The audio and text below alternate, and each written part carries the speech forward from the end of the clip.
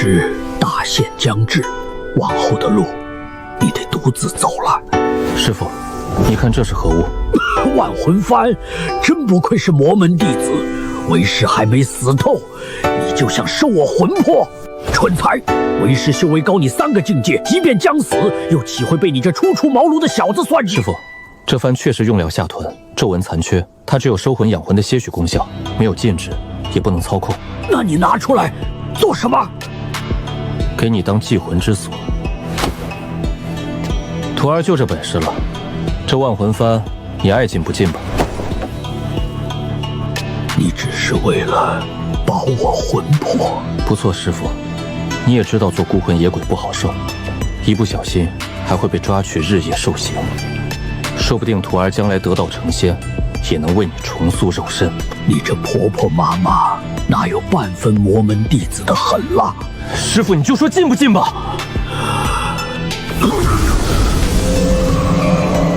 收！这法宝不一般啊，养魂之效怎会如此之好？徒儿据此改良炼制之法，剔除无用工序，改良皱纹。这小子难道真是个天才？徒儿，你这是做什么？把师傅您的尸身炼成僵尸。虽然您不是炼体的，炼成僵尸也是便宜货色，但有胜于无，总不能浪费，是吧？此子必成大器。你要用禽兽血肉练功，糊涂！野兽之血不可用，会损伤神魂，让你沦为疯子。书上只说不可用，却没说为何不可用。既然不知道原因，那就查明原因。你真要是人血怨气尚可消解，兽血为何不行？若能找出症结，魔修就不必非杀人不可。千百年来无人能解，你凭什么？也许不是无人能解，只是解开的人都不说。这位兄台，我们路过此地，孩子饿了3日，求你施舍一点肉汤。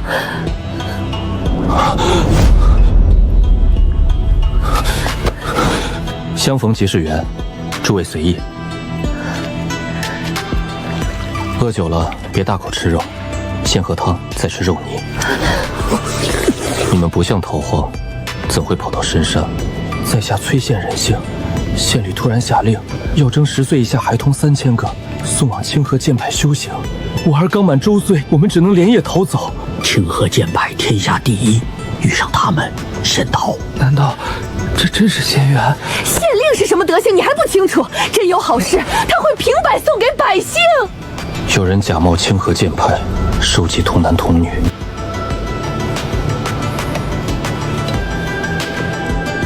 徒儿，你将这3人留在身边，可是想用他们试药？师傅不睡觉，就为了问这个？凡夫俗子见过你的魔门手段，若遇正道修士，随口一说，你便暴露无遗。所以，杀了，杀了，最稳。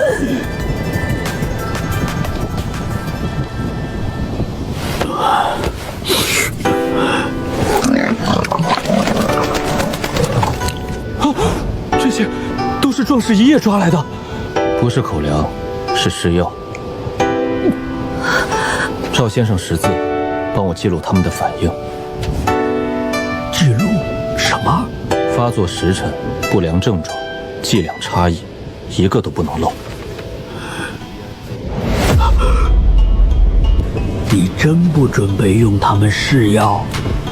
人命不是药材。你修的是魔道，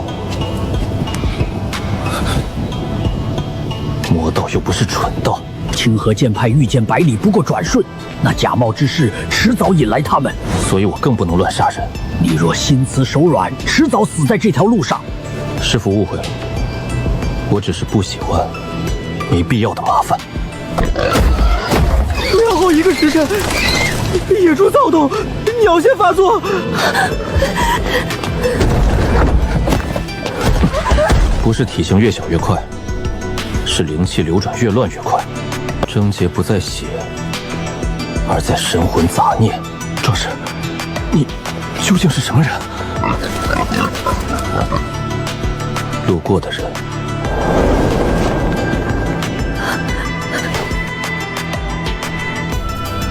你看出什么了？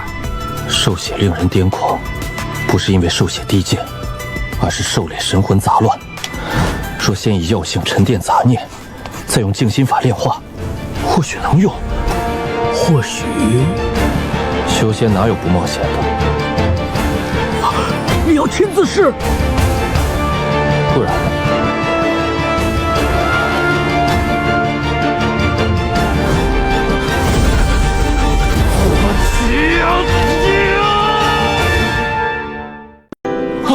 壮士，别靠近他！不是我的念头，这是狼的饥饿恐惧，撕咬本能。师父，念静心咒。你确定？快！如此说大壮，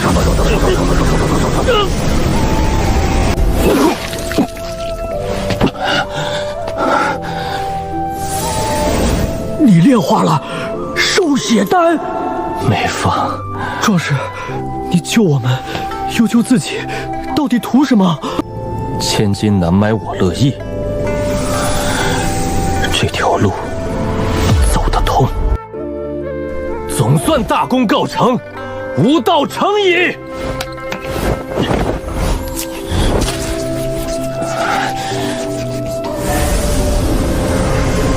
孽徒，你拿为师当诱饵！师父，我凑不齐第2张万魂幡。我现在风一吹就死了。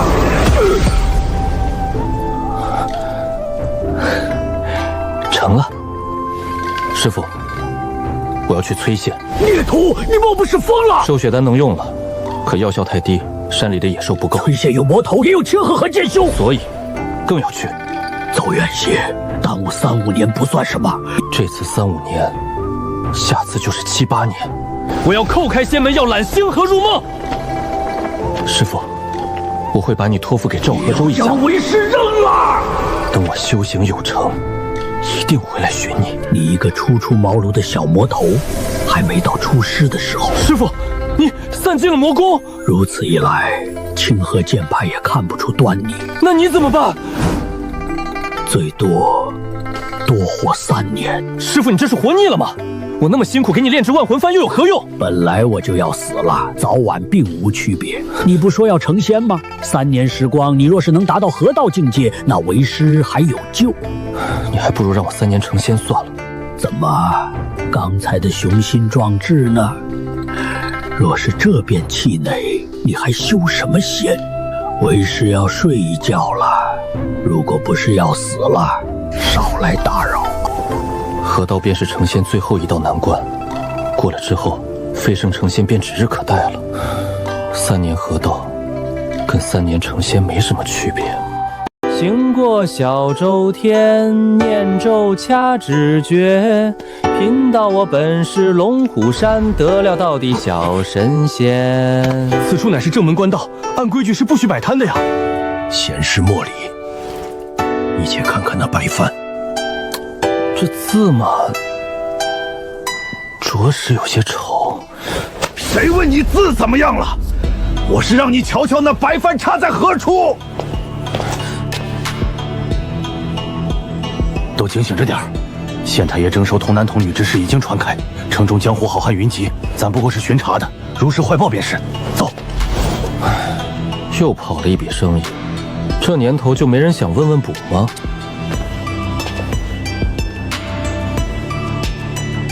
先生要问何事？你若算得准，还需要问我？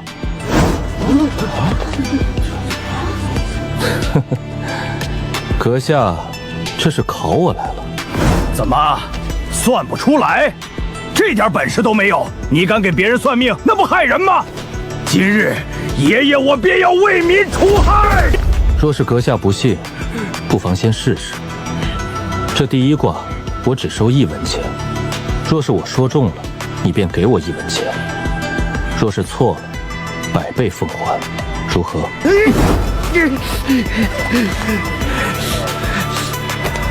算准了，只收1文；算错了，赔我100文。此言当真？一言既出，驷马难追。诸位街坊都听到了，这小道士说的，他要是算错了，赔我100文。好，那就让我看看你的本事。你算算，爷爷我姓什么？好，请哥写下生辰八字。我凭什么告诉你生辰八字？你可没说要我报上这个。哼，算命的不是能看面相吗？这张脸给你看了，算不出来便是你输了，算不出来那就赔钱，别想赖账。我大哥在衙门当差，少了1文钱都能扒了你的皮。既然你苦苦相逼，那小道也只好违背祖师之命，拿出真本事了。你姓王，可有错？错了，爷我姓李，木子李。这王泼皮为了赢，连祖宗姓氏都不认了。呸！1文钱都输不起，真不是东西。回去告他爹去，让王差头抽死他！算你厉害，爷爷我确实姓王。哼，不过让你瞎猫遇到死猴子，蒙中了。但光算这个不算什么本事，敢不敢再赌一次？还是刚才的赌注？我已经为你算过一卦了，已经证明我并非骗子。一次蒙中的能证明什么？你敢不敢再算算我的生辰八字？还是刚才的赌注？看来阁下是非要为难我了。好，今日我让你心服口服，不过赌注要改一改。干什么？说好的1赔100，你这人怎能言而无信？1赔100可以，但你不能赌1文钱。这一卦你要赌2文钱，我若是输了赔你200文。以此类推，你要算多少卦我都跟你赌了，但必须翻倍下注。敢不敢赌？好，这可是你说的，谁也不许反悔。别废话了，你算算我的生辰八字，算不出来算你输。甲辰年7月13亥时1刻，今年20有7。王泼皮，你敢张嘴瞎编？我们去告诉你爹！算你厉害，又算准了，不过2文钱而已。再来，那就先付我2文钱。先记账，爷爷我会少了你2文钱。等算到最后一并结账。下一卦就算一算爷爷我家里有几口人。你父母健在，快30岁还蜗居楼市，娶不到媳妇儿，终日到兄嫂家中蹭饭。你让我说你家只有1人呢，还是将你父母兄嫂都算进去？这次算算我家狗什么毛子啊！你自己都养不活，压根儿就没养狗。我家门朝南还是朝北？朝西。那是什么门？柳木。我平日爱喝什么酒？宽裕时好饮玉冰烧，拮据时偷什么喝什么。你这牛鼻子，敢污蔑我！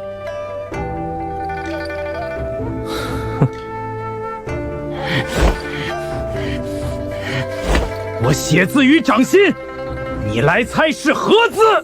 你写了一个王字，但你拇指沾了墨，准备等我说出王字后再加一笔变成玉。王三七，你已经输了18次，你欠我524287文，算上你已经赔付的1文钱，你还欠我524286文。给你算个整，你欠我52万文钱，你还要继续赌下去吗？输一回1文钱，2回2文钱，3次可就成了4文。到第10次时，你便已经欠我2000多文了。骗子，你是个骗子！我去衙门告发你！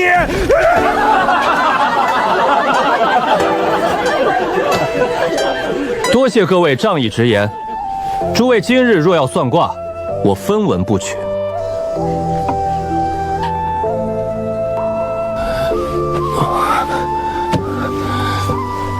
法力消耗过大，今日实在无法再算准了。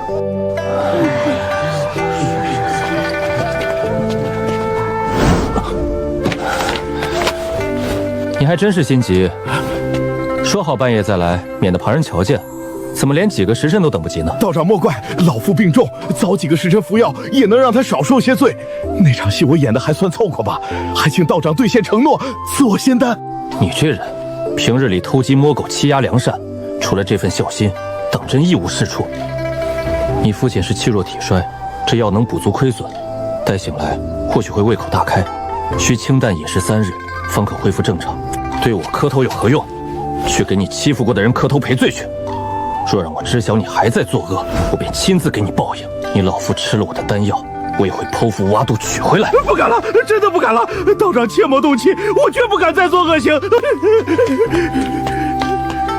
哼，若是真有因果报应就好了。我这种好人，就该有大大的福报。道友刚才所言，好人应该有大福报。小女子有一事不明，你帮了一个恶徒，也算做好事吗？敢问姑娘是何人？清河剑派苏纯一。道友无需担忧，你手中法宝自生灵韵，确实难得。但清河派弟子不会做出杀人夺宝的恶行，我只是心中疑惑，想请教一番。原来是清河剑派高足，在下陈烨，无门无派的散修，陋室不便待客，我请姑娘你去酒馆喝一杯。抱歉，门规所限，我不能喝酒，而且凡尘俗世到处都一样，道友无需介怀。那就喝杯茶吧，我境界可没姑娘那么高，此地太脏了，也不好聊天。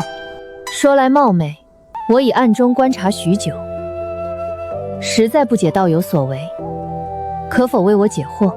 苏姑娘，你为何要观察我？我怀疑你与崔宪强正童男童女之事有关。那你可太看高我了，我不过是旁门左道的散修，才刚到启灵境界，哪有这样的本事？启灵境？但你的卜算之术极为厉害，我还以为是隐藏了修为的前辈高人。我若是真会卜算过去未来，哪里还需要跟王三七演戏呢？不过是演双簧骗骗路人而已。这正是我不解之处。道友，你既然那么多心思演这场戏，为何你后面算得那么精准？数十人问卜，总不能全是与你串通吧？苏姑娘，此乃秘法，是不能外传的。如果你想，不如与我做一笔交易。不知道友想换取何物？我若为苏姑娘解惑，不知能否换一颗凝气丹？我没有凝气丹，不过我有炼制凝气丹的材料。道友倘若能为我解惑，我愿以此相换。成交。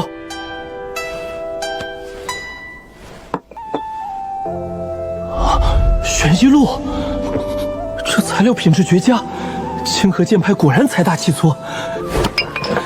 我一介散修，只能从巨贾豪商身上动脑筋。与王三七演戏是为了打响名气，寻常百姓没钱，倒不如免费算卦，让他们帮我宣扬，好招揽富有的主顾。凡人的钱财再多，对修行又能有何助助？苏姑娘出身名门，许是不了解门道。这玄机录虽罕见，只要肯出大价钱，还是买得到的。原来如此，道友是想骗取更多的钱财？当然不是骗钱，我会炼制强身健体的丹药作为交换，价格或许贵些，但绝不是骗。故意抬高价格，难道就不算骗了？做生意本就低买高卖，那万金的古玩也是泥土烧的，溢价凭人心衡量。我不造假，丹药是真的，能卖多少是我的本事。道友所为我已明白，但尚有一事不明。你说你不懂卜算，可为何算得如此精准？不过是江湖把戏，察言观色罢了。人之所求，无非富贵、平安、姻缘、子嗣。老人问子，多半人丁单薄，说的模糊些，他们自己便会对号入座。道友高才，受教了。不入流的小手段与修行无异，若非散修日子难过，我宁愿躲在深山，懒得费心思揣度人心。道友太谦虚了，这种本事在山中修行数百年也练不出来。请问道友，你帮王三七这样一个恶人，也算行善吗？坐而论道，这是正道时考量三观的最高规格交流。这姑娘一脸好骗，却又极难骗。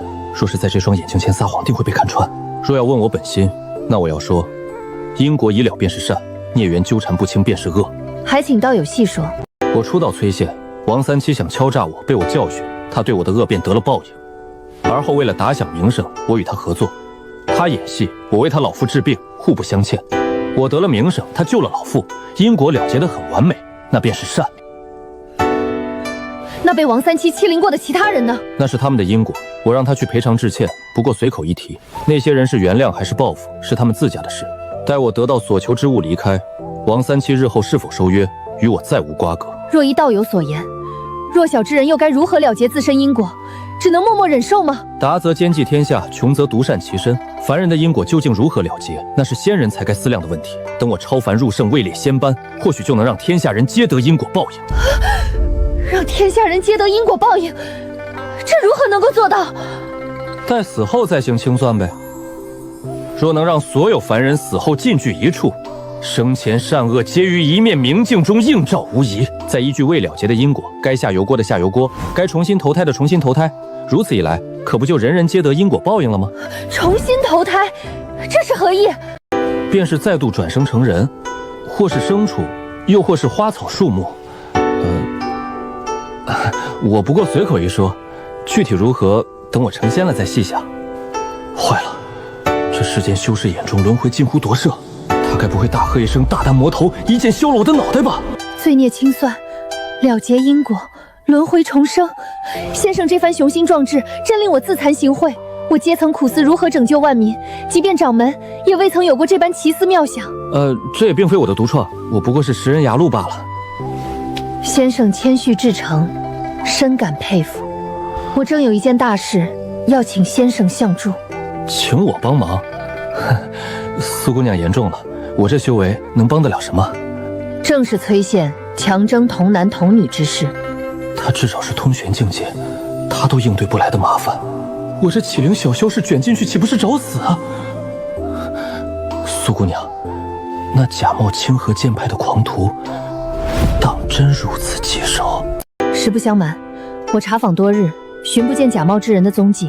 那些被强征的孩童，现关在城外青莲道观中，暂无性命之忧。只是此事越发扑朔迷离，县令强征孩童，似并非受魔门蛊惑，倒像是得了朝廷中人的指示。凡人的朝廷，他们要这些孩童何用？这正是令我不解之处。临行前，长辈再三叮嘱，此行危机四伏，我会遇上此生宿敌，不可轻举妄动。长辈卜卦，说我此行会邂逅贵人，助我化险为夷。看来就是先生了，我急需先生相助。依我之见，唯有你能查清真相。这可是天下第一的清河剑派，若是攀上关系，以后搞资源稳赚不赔，说不定还有救师傅的办法。富贵险中求，我愿出手相助，不过有个不情之请，我想先行炼制凝气丹，待修成丹田气海后，再着手调查。不知苏姑娘能否等候数日？修行乃根本，我城外恰有一处净室，可供先生使用。这几日先生安心修行，待出关，咱们再同查此事。多谢苏姑娘。只是城外路途遥远，不如我就在城里寻个地儿炼丹，需免受打扰。我以剑光携你出城，转瞬便到，无需担忧张扬。我可用幻术遮掩，旁人无法察觉。原来他还擅长幻术，怪不得之前感知不到他。苏姑娘，倘若你要用剑光带我飞出城去，我倒有个请求，还望你撤去幻术。这般行事，怕是会吓到旁人。不错，要的就是这个效果。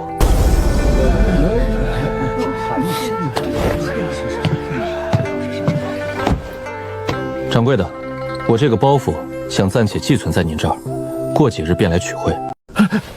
这位道长，小店往来人多手杂，实在难以为客人保管物品，万一有所闪失，这些全当保管费。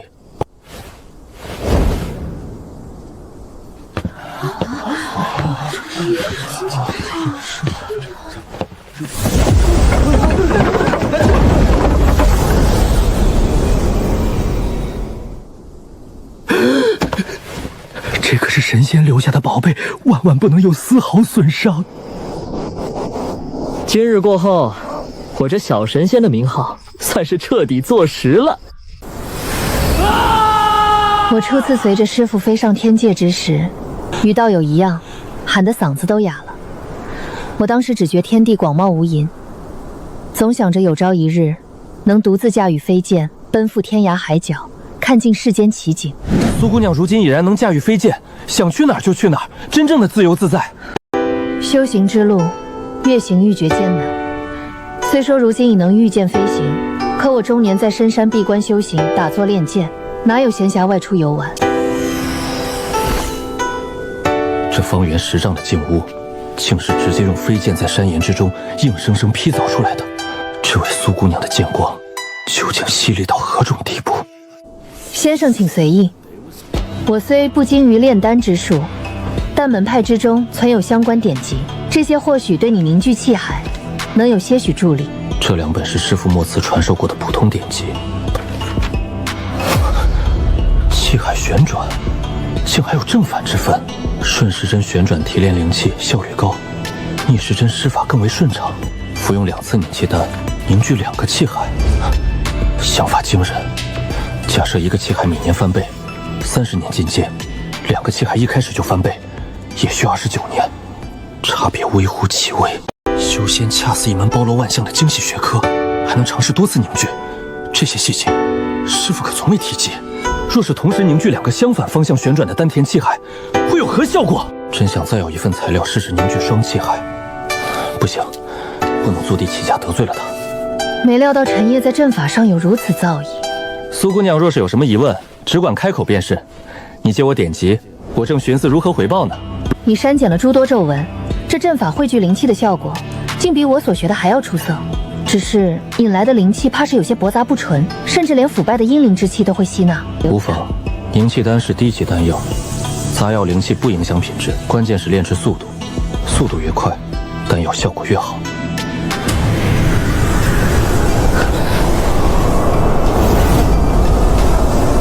苏姑娘，咱们还是先去查探一下这阴风的源头吧。说。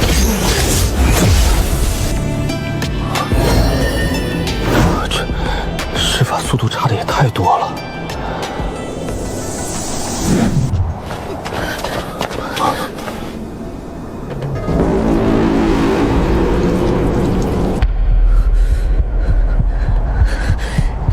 这是魔门血炼之术，有魔头在用人血炼功。真不怪正道对魔门杀得那么狠，这手段，连我都想杀了这凶手。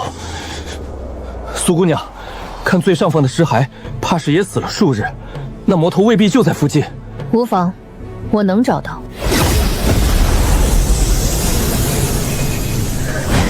那魔头就在东北处，300里之外。300里追踪距离，师傅，咱们魔修还是见识太少了。此行或有风险，我未必能护先生周全，但斩妖除魔乃我辈义不容辞之事。我有3道剑符赠与先生，你可留在此地静修，少则3日，多则5日，我定当归来。这位苏姑娘，当真是嫉恶如仇啊！可惜这小姑娘没什么对付魔头的经验。师傅，你怎么醒了？多休息几天也好。为师开口是提醒你，这弃尸之地不寻常。师傅放心，我早就瞧出来了，还想提醒苏姑娘，谁想她动作太快。提醒她作甚？这下面必有魔道重宝，还不快将宝贝取出！现在不是寻宝的时候，我刚得玄机路，等我凝练气海了，再来寻宝也不迟。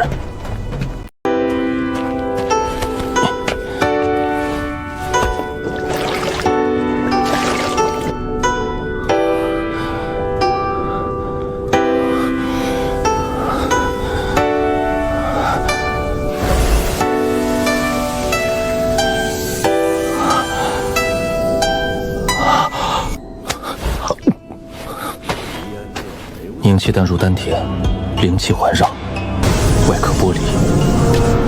360周天，气血每转一次便淡去1分，气血消散，就是现在。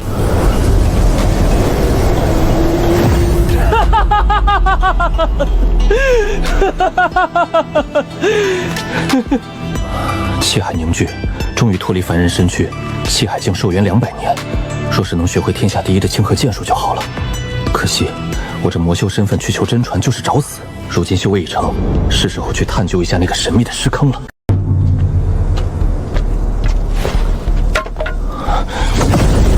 我来！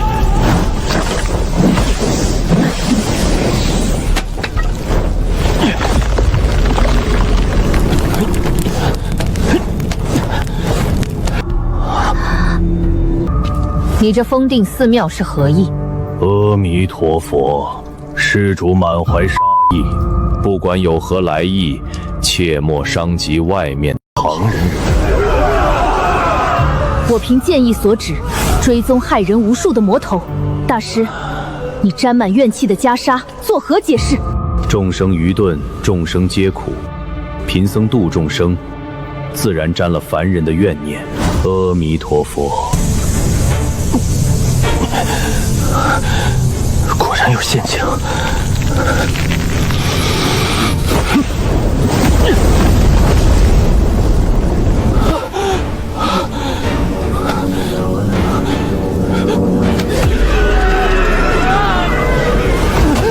放下屠刀，立地成佛，自废双耳。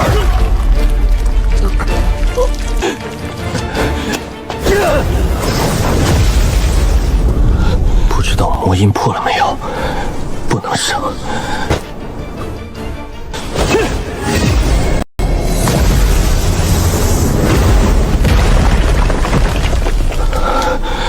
人血丹能治我这双失龙的耳朵，可惜副作用太大，暂且不急着吃。染血咒，恶毒至极，且切手繁琐。2道绝顶的清河剑符换这玩意儿，亏了。万魂幡比师傅那粗制滥造的玩意儿好多了。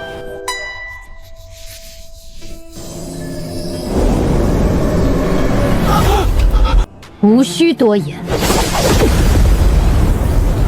一言不合便暴起伤人，这便是正道罪劣。道理辩不过，便要杀人泄愤，谁才是魔道？你想与我讲道理，动机却只是为了赢，心怀恶意，口不对心。愚痴之人永远破不了我这无漏金身。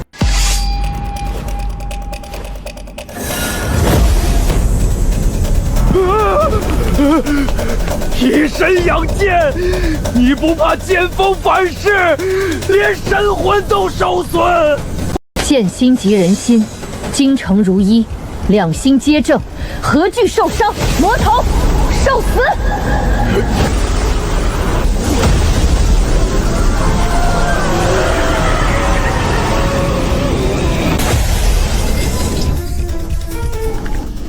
幸亏我准备了邪咒灵童。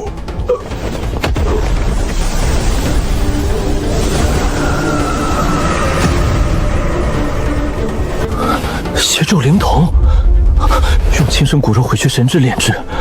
原来这满坑尸佛都是为了喂养他，确保肉身不坏。一旦魔头肉身被毁，神魂就会受阵法牵引，立刻降临在这琥珀里夺舍重生。等等，要是苏姑娘在那边把魔头砍了，她岂不是马上就会在我面前复活？这年头混魔道的，真他娘的谨慎！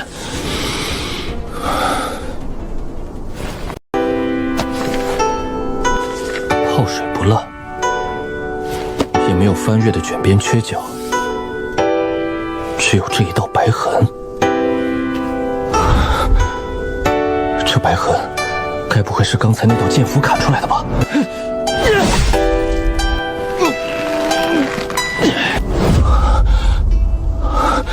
这书才是真正的宝贝，随便塞进衣服就是刀枪不入的护甲。这到底记载了什么传承？此因积善施救众生，手中金蝎震开地狱之门，大悲大愿，大圣大慈，本尊地藏菩萨。地藏本愿经，果然只有开篇这几句是地藏本愿经，后面的竟是一门高深莫测的神魂法术，全是作用于神魂的秘术。可惜都是伤神破魂之用，没有养魂之法，救不了师父。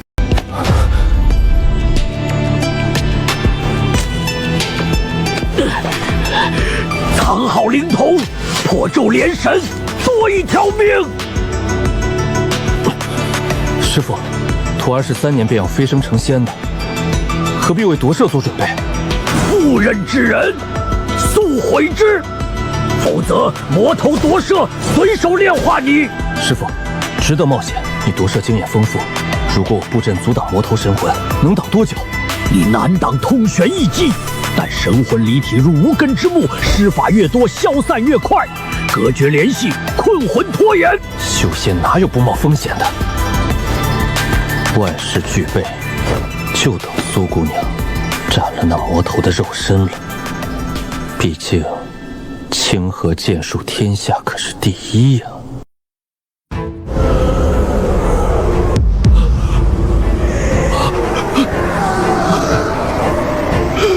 不对！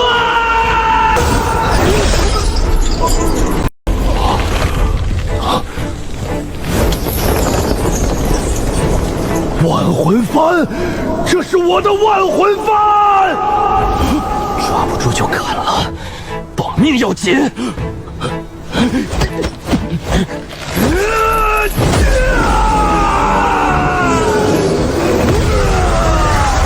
我的法宝成了我的催命符，对方竟然切断了牵引，还抢了幡！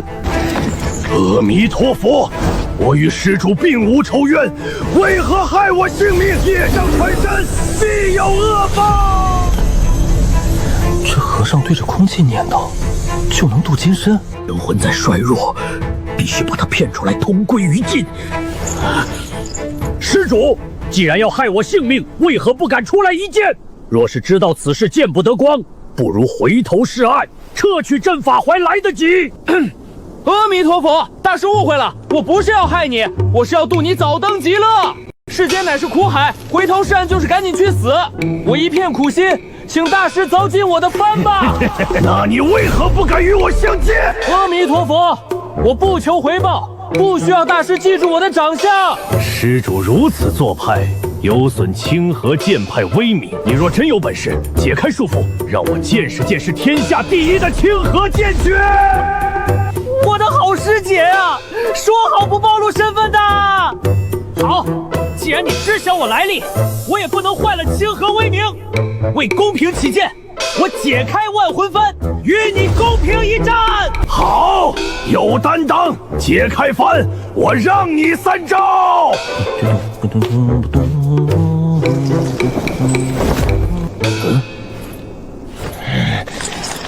快些撤了这法宝！莫心急，我名门正报弟子，操控着魔门法宝不熟练，正努力施法呢。不好，鼠子耍诈！被发现了。无耻畜生，满嘴谎言，当追拔舌地狱！我杀了你！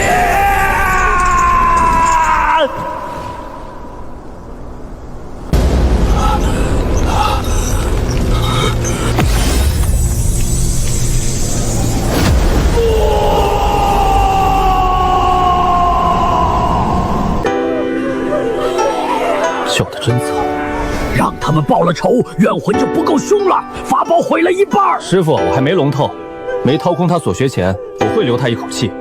至于那些冤魂，总不能拦着人家报仇吧？万魂幡就是要冤魂培养戾气，一旦让他们大仇得报，戾气消散，哪来万鬼噬人的威势？师傅，账不是这么算的。这法宝废了一半，却能让我跟苏姑娘多换几张剑符，不亏。你以为那剑符是寻常灵符？那是他长辈送的保命重宝，这人情大得吓人。既然人情大，因果就越深越好。做人最忌讳墙头草。师傅，要跟苏姑娘合作，就绝不能中途暴露魔头本性，帮人必须帮到底。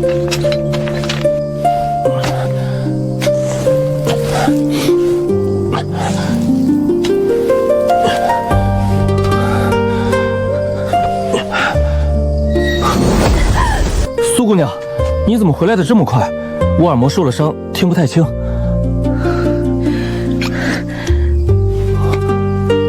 哦，多谢。我只斩了那魔头的肉身，让他神魂走脱，怕你有危险便赶了回来。不过看来我来晚了。先生，关于那魔头的去处，还有这万魂幡，可否为我解惑？苏姑娘，我只知道那魔头想在这复活，至于他之前做过的恶事，不如我们一起来问问这幡里的大师吧。卑鄙无耻！你们清河剑盆与邪门歪道合作，算什么正道？小辈有种给我个痛快！大师太执着了，若世间有人谤你、欺你、辱你、笑你、贱你、恶你，你只需忍他、让他、避他、耐他，再待几年，你且看他。黄毛丫头，她能破我的邪咒灵童，她能炼化我的万魂幡，她也是魔道中人。你与这魔头为伍，清河剑派的清誉。此魔头乃先生所擒，生死便由先生决定，先生无需理会，我信你。多谢苏姑娘信任。我一介散修，遇到什么便学什么，但我发誓，从未做过伤天害理之事。先生今日为无辜者报了大仇，只是这万魂幡与邪咒灵童，先生准备如何处置？我散修不懂规矩，苏姑娘觉得该如何？万魂幡内怨魂凶戾，按门规只能销毁，让他们无痛而死。但我不好越权处置你的法宝，若你愿意交与我销毁，我愿用我年幼时的剑匣交换，绝不比万魂幡差。苏姑娘年幼时用这么大的剑匣？当时年幼无知，见师傅的剑匣好看，便吵着要一个，只是觉得好看。礼物太贵重，我不能收。万魂毡由你销毁。至于这邪咒灵童，我想请苏姑娘帮个忙。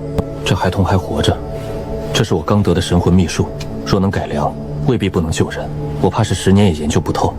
但清河剑派高人无数，救人一命是大功德。如此高深珍贵的秘术，你竟拱手相让？我总不能养他10年，交给你，我放心。我答应你，我立刻送回门派，求师傅出手。若研究出救人之法，必抄注一份送给先生。师傅只剩3年，我没把握悟通这秘法。但借清河剑派这天下第一的大腿改良出来，师傅，你的神魂有救了。玉牌乃清河剑派之物，若遇他派修士责难，出示玉牌，可免去许多麻烦。剑降赠与先生。哼，别乱想，纠缠越深，身份败露之时，你死得越快。师傅啊，你怎么就没看出徒弟的一片虎心呢？我与苏姑娘如今交情不错，不仅能让她帮忙救治邪咒灵童，连这万魂幡都得了认证。苏姑娘不知道您的存在，我若是说师傅您本就是这万魂幡中的一个怨魂，我也能被清河剑派救活。别太着急，我和苏姑娘关系还没好到能让清河剑派掌门帮忙的地步。对，我再传你一些对付女人的手段，一定要将这小妞拿下。师傅，这就免了吧。你真要去查这童男童女之事，此事处处透露着古怪。这凝气丹都吃到肚子里了，省了10几年苦熬，总不能重新吐出来。罢了，你小子比我聪明，不过有3件事你需要听我的。师傅有何吩咐？第一，先将那剑匣炼化。那小姑娘已经将炼化之法留在剑匣上。第二，你还要选一门法术专心研习，以备斗法之用。好，我答应了。那第3件事呢？你如今的模样，再去催线会引来许多不必要的麻烦，记得蒙面。好，万魂幡斗法虽好，却难让人增长修为。可若真遇到以命相搏，我这需要念咒半天才能施展的搬运术，可比不得旁人念动集成的手段。师傅说我这副样子去催线会引来麻烦，难道这几天露宿荒野损了颜值？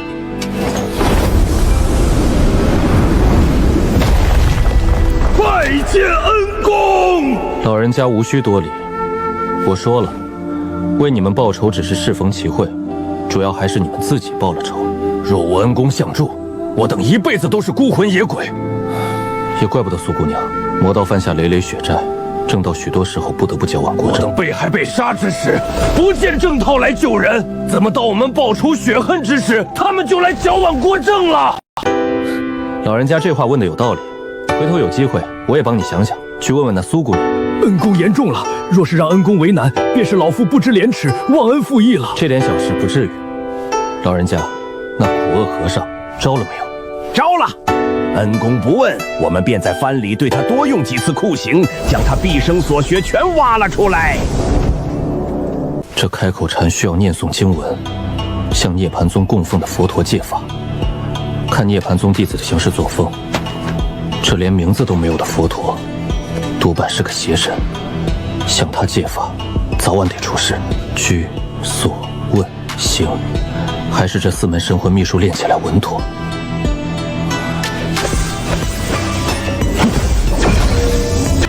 去！厉害，不愧是清河剑派的法宝。进城探探，茶馆出了什么事？你是？县长，你回来了！你终于回来了！你留在这儿的包袱被人抢走了，还伤了掌柜，小人多嘴，连累了县长，还请恕罪。你吃这个，腿能好得快些。那些恶徒在哪儿？叫什么名字？他们有10几人，小人不知道他们叫什么名字。他们之所以动手，就是吹嘘他们的公子容颜天下无双。我反驳了几句，他们便动手了，还留了一句话：若是要找他们，便去横道客栈找天字4号房。去吧，以后少做这些口舌之争。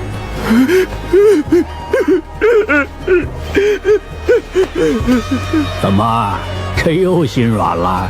又要行侠仗义了？师父，若是我未曾遇到你，或许比这伙计下场还惨。他若不是遇到我，谁又能救他？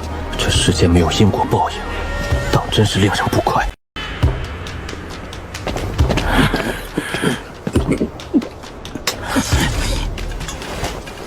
最近崔县强征童男童女，引来众多江湖人，寻常客栈早已不接外客，唯有这规矩森严还能容身。入店不许动刀枪，坏规矩便人头落地。今日来是要扬名的，便稍微欺负一下凡人吧。有意思，左目右瞳，这是从进门就开始给江湖人分3、8、9等了。这位小道长是想进这同门又推不开吗？要不要我帮你啊？开门费只要10两哦。大水冲了龙王庙，公子已经到了啊。姑娘怕是认错人了，你我素未谋面。没错没错，天字4号房，对吗？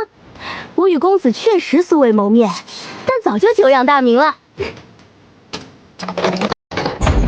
瞧，本姑娘这手艺不差吧？姑娘打开这门，不怕我跟你一起进去，坏了这客栈的规矩？混江湖又不仅仅是打打杀杀，要讲人脉的嘛。再说了，公子你不是早就已经进过同门了？南姑娘与我初次见面，如何能认得出我？这怎么可能认错？公子这张脸，世上哪有第2位？我看你一眼就差点陷进去了。公子最近风光无限，听说什么裂谷狂妖、黑山菊煞，还有9指剥皮鬼都来投奔公子共商大计呢。这些名字一听就不是什么好人，结果都来救孩子，这商量的是什么大计？造反是吧？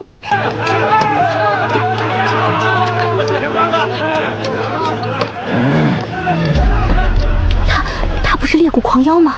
听闻他最喜欢捏断别人的腿骨。公子，他不是来投奔你的好汉吗？看来没找错人。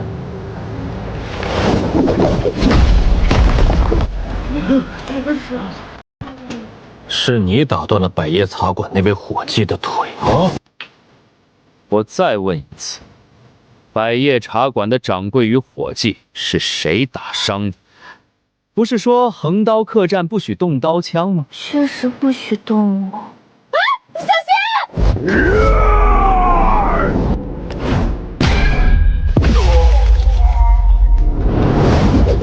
卑鄙小人，胆敢伤我恩公！恩公，将他收入万魂幡，老夫让他哭都哭不出来。先不忙动手，让我问个清楚再说。这位朋友，有什么仇怨码可以在客栈外解决？横刀客栈的规矩，想必你也清楚。掌柜的，客栈不许动，刚才他动，你看不见。他已经喝得烂醉，如今被你重伤，便算受了惩罚。但朋友你坏我客栈规矩，这笔账该怎么算？如今我也喝醉了，掌柜能宽容吗？哼，可以。等你脑袋也塞进地板时，我也能通融。当真没意思。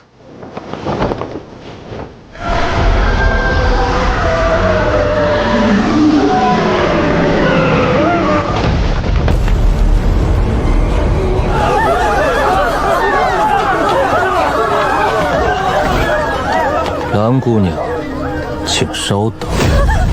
这位公子，我可什么都不知道啊！我只是认错人而已，高抬贵手，请饶我一命啊！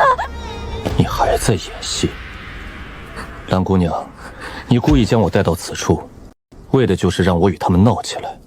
在我进横刀客栈之前，你便在这里等着了。公子误会了，我与你在同门之前是初次见面，我真的没有。一开始我也没察觉到不对，但刚才那胖掌柜与我四目相对时，也愣了好一会儿。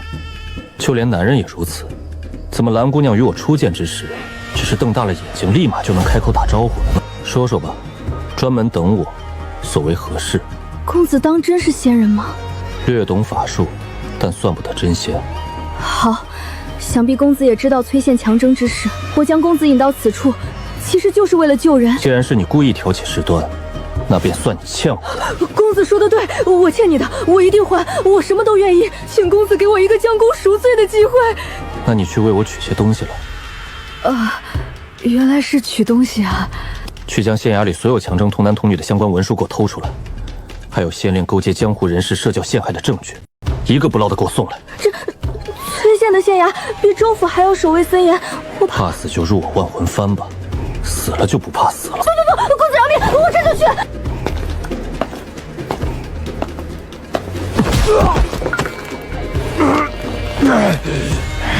有种，给老子一个痛快！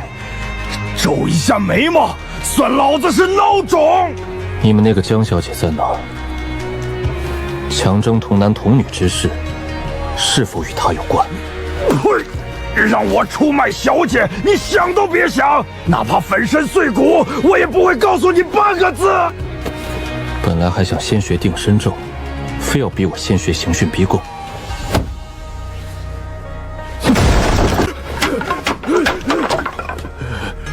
画地为牢，折木成家，一二罪孽，不得超生。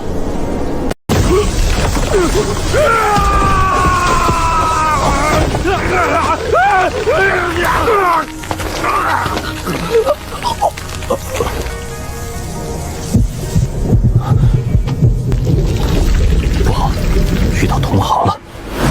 这是魔门的魅惑之术，那江小姐竟也是个魔头。莫非他就是崔县强征童男童女的幕后黑手？师傅，这魅惑之术怎么解的来着？好恶毒的手段！这残惑之篇至少要损耗30年寿命，估计是自己摸索出来的，所以我也不会解。说吧，那位江小姐是谁？江小姐，我们跟她见了一面，就被她感化了。她刚来崔县2天，就跟县令勾结，用我们做诱饵，把真正的侠士骗来这里。县长饶命啊！这一届江湖人的素质，未免也太低。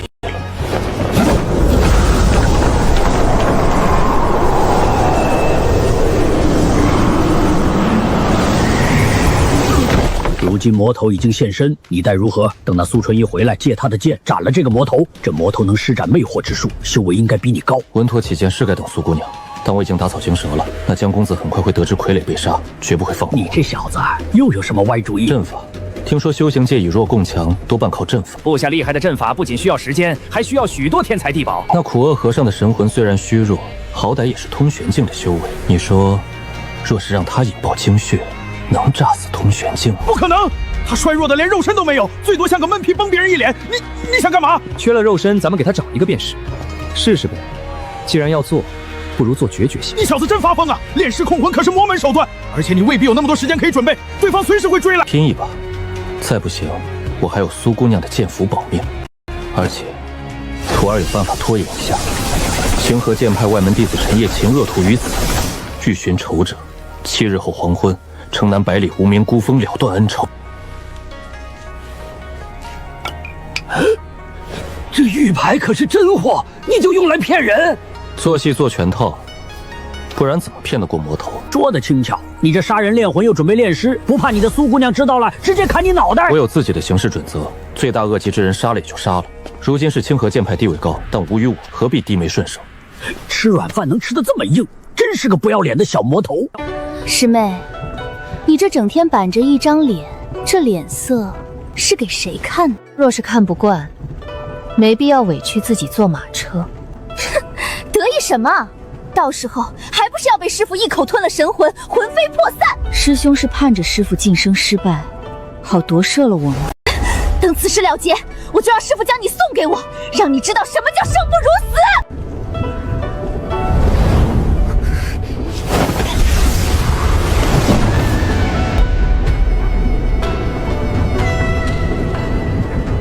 郡主，我回来了。事情办得如何？郡主料事如神，小神仙真有本事。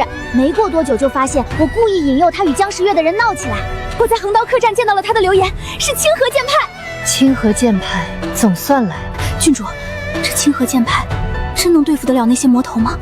不知道，但总不能坐以待毙。老魔头寿元将近，我假借为他收集血石，暗地打出清河剑派的旗号，只怕能引来正道斩妖除魔。郡主，他在客栈留了口信，要与那江时月在7日后决斗，我们怎么办？你如今还能找得到他吗？找不到，这不太对。为何要你去偷县衙的文书？还有，他为何要约在7日之后？你回到客栈之时，没见到那些被他伤了的武林人士？失手也见到？没有，一个都没见着，连尸体也没有。会不会是被他生擒了？就算是抓人质，哪里需要10几个人全部抓走？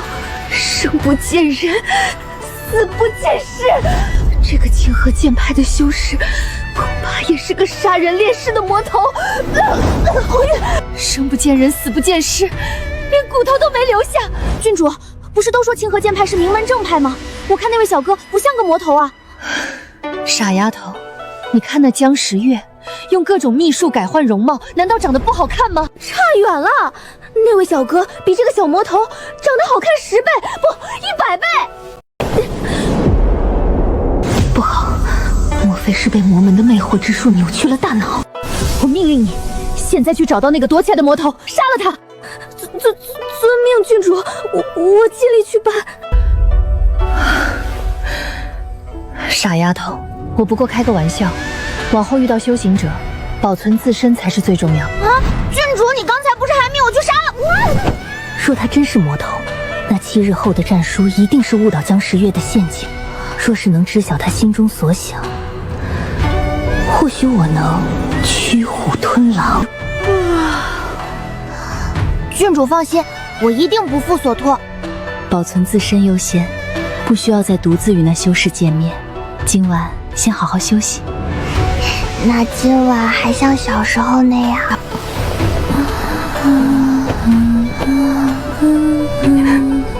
我知道，你一定要活下去，替我们活下去。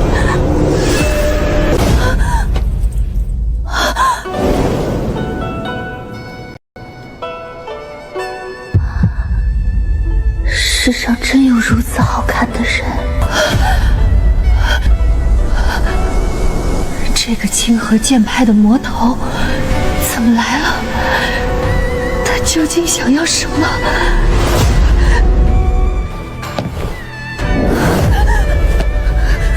不知道长想知道什么？我想知道这崔县强征童男童女，究竟是为了谁？我可以告诉你一切，但你先告诉我，你对小石头做了什么？放心，我不曾动什么手脚。既然我已为你解惑，那你也该回答我的问题了。不错，强征3000生灵确实是我的命令。我拜天武老人为师，他修炼魔功需要3000生灵。郡主，无需如此。我来得早，听到你与蓝姑娘的谈话了。坦白些，说不定还有转机。你怎么说的像是要救我一样？你这般软话，不过是想要知道这法阵的秘密。你还不如直接杀了我搜魂吧！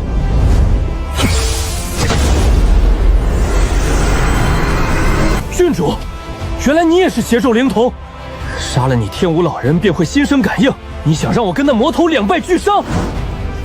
等等，不对，蓝姑娘怎么也是邪兽灵童？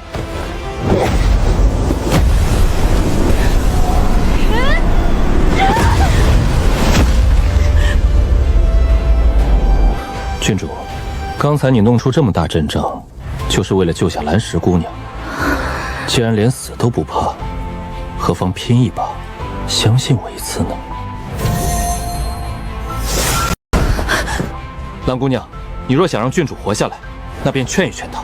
我真心想要救人，不仅仅是那3000无辜生灵，还有你们主仆2人。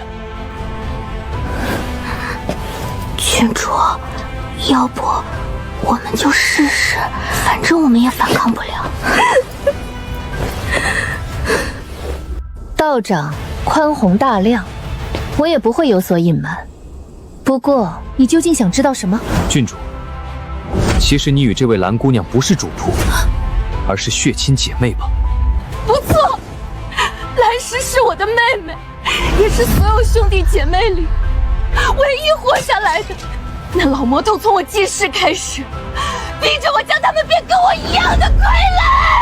那么多年，只有蓝石活了下来，其他都死在我的手上，是我亲手杀了他们。所以，你故意引来清河剑派，就是为了将事情闹大，希望有正道修士可以救你脱离苦海，对吗？确实如此。我想，你其实并非清河剑派的修士，也只是假冒正道，对吗？猜得不错，我确实并非正道修士。最后的希望也没了，到时候吴老人便要出关，我们姐妹终究难逃此劫。不过，我还真认识清河剑派的修士，他们一定能救你们出苦海。当真？自然是真的。只不过在此之前，请郡主将那魔头所有的情报都告诉我。他如今是什么修为境界？我对修行所知不多，但听他说，他早已是通玄境，这次是希望神魂蜕变，突破到化神境界。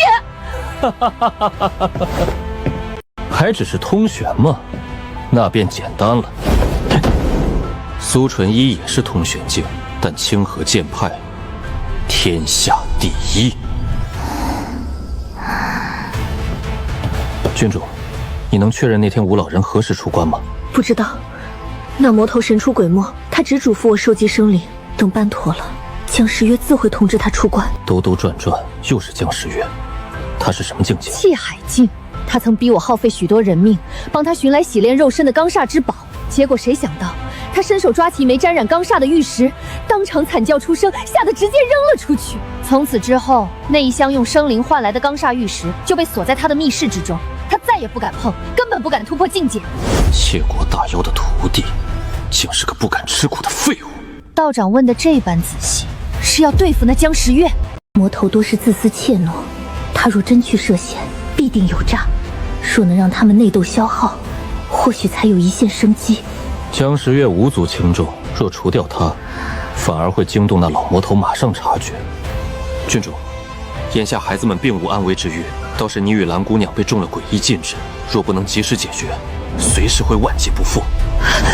若是道长真能救我姐妹脱离苦海，我愿意。可别乱说，我不求任何回报，你可别传出去毁我清誉。只要传出去变成邪恩图报，我以后还怎么在苏纯一那儿抱大腿？难道这世上真有好人？说好的解除恶咒，怎么像个采花贼？两位姑娘见谅，在郡主府解不开恶咒，这样带你们走能省时间。这天大地大，只要那老魔头还活着，我去哪里都没区别。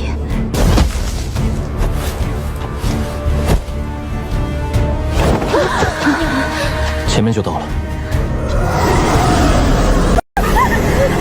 郡主，这声音我听过。你带这两小妞来作甚？灵运早已够了，身无几两肉，难抗大用。放开我！道长，这便是你说的救人之法。哎，师傅，你就别吓唬小姑娘了。这两位是我请来的客人。让你蒙面你不听，惹下这么多风流债，让那苏姑娘看到，我看你怎么解释。师傅，你能不能别胡乱猜想，去忙你的，这里我自己处理。这场面确实容易让人误会，两位若不愿相信，可自行离去；若愿意信我，便随我来。我愿意相信道长，若是真有歹意，也不用如此麻烦，对吗，郡主？既然如此，便劳烦道长了。我会取两位的一缕灵气，让师傅捏造2个替身，将你们身上的恶者过去。但替身必救气息不纯，有可能马上被那老魔头发现。小石头，你去把把风，以免有人打扰。哦。道长，能否将小石头身上的恶咒转移到我的身上？那样是否更有把握？郡主若是真要牺牲自己，我倒是有另一个办法。道长，请讲，只要能救下小石头，我都愿意，我都愿意。那是我的法宝，你愿意入万魂幡吗？我这一生本无意义，若不是为了小石头，我早几年就自我了断了。想来那魔头就是故意留他性命，让我舍不得死。终究没等到苏姑娘的剑光。动手吧！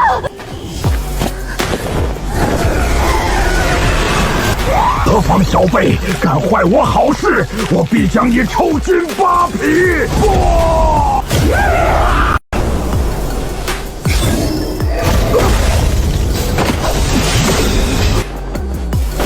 死，与我同死！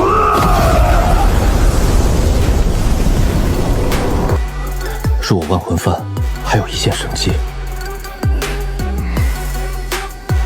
多谢道长垂怜，不过我该去陪其他兄弟姐妹了。孽徒，你要消沉到何时？才认识几天的小姑娘，她自己不想活了，谁也救不了。我没责怪自己，我只是在想，若日后有人满身罪孽却不想死，该当如何？孽徒，你在映射为师。求生是本能，但不能作为残害无辜的借口。难道没有一种方法，能让满身罪孽之人赎罪？若不立下大宏愿，怎知我志在长生？我不仅志在长生，我还要给这天地画一条道，以后凡人修士都要按我的规矩来。狂妄无知，欺师灭祖！师父，收拾好东西，我们走。去哪儿？不等你的苏姑娘了。她会找到我的。红玉郡主死了，但还有个小魔头逍遥在外。我心情不好，要除恶务尽。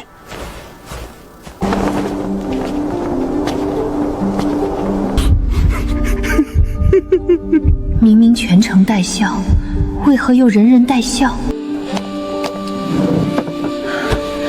苏姑娘总算回来了，先喝口茶歇一歇。比上次的味道好。这次是真正的好茶。童男童女之事解决了。大部分已遣送回家。这几天小石头帮了忙，确认孩子们都安置好了。这本是我该解决的事，没想到最后只做了冷眼旁观。多谢两位相助。郡主与那老魔头同归于尽，算是赎罪了。至于这满城搞死，是因为我没找到跑掉的江时月，索性顺手把那作恶的县令杀了。那贪官的家人跋扈惯了，竟强令全城披麻戴孝。若我能早些察觉，办事再仔细些，郡主或许能活，也无需先生孤身冒险。既然是我拜托先生查案，那先生的安危自然与我有关。凡人苦弱，我等修行人若不谨慎，便是千万人的生死之难。苏姑娘，魔头的错何必揽在自己身上？行侠仗义要先理清前因。是我自己选择冒险对付魔头，前因在我，即使被害了，也怪不到你头上。多谢先生解惑，此次历练能遇先生是人生大幸。崔县事了，先生往后有何打算？一切散修，自然是找个清净地，尽快进入罡煞境。若先生有意，我可以向掌门推荐你加入清河剑派。掌门对先生赞誉有加，还命我传话，先生所传秘术事关重大，剑派愿以法宝作为谢礼。龟派掌门听说我的事了，不过分别之前，我有一事相求。先生请讲。江时月那个小魔头跑了，除恶务尽，我想请苏姑娘帮忙找到他，将他杀了，崔县的事才算完。先生所言有理，这一次我绝不会再让先生孤身犯险。蓝姑娘，我们要去斩妖除魔了，你若有意，便随我们一同前去。待解决了江时月，为你报了仇，你便可以无牵无挂去过自己的日子。你若是无处可去，我可以为你寻一处落脚之地。清河剑派附近的城镇富庶安宁，想要好好过活并不是难事。我知道凡夫俗子靠脚走路跟不上会飞的仙人，但我不想孤独一人。我从未试过孤独一人。道长，你能教我修行吗？我很能吃苦，我保证不会拖后腿，我什么都愿意。你要修行，跟我一个散修学。苏姑娘是清河剑派的高祖，拜入清河门下才是一步登天。我能跟你学吗？姑娘，你若只是为了追随他而修行，不出1年就会跟不上，终究会成为累赘。怎会？我练功从不偷懒。因为你追随的是修行的天才。运气而已，我提前做了些准备。先生无需自谦，你对阴阳五行的了解远胜于我。2个通玄魔头死在你手上，便是无人可及的天赋。既然你心中不服，那便让你看看先生与寻常修士的差距。我们这就去找那躲起来的魔头，将崔县之事彻底解决。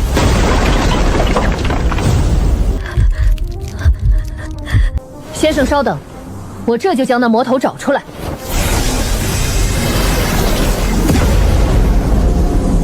苏姑娘以剑气为阵，推算魔头行踪，这究竟是什么原理？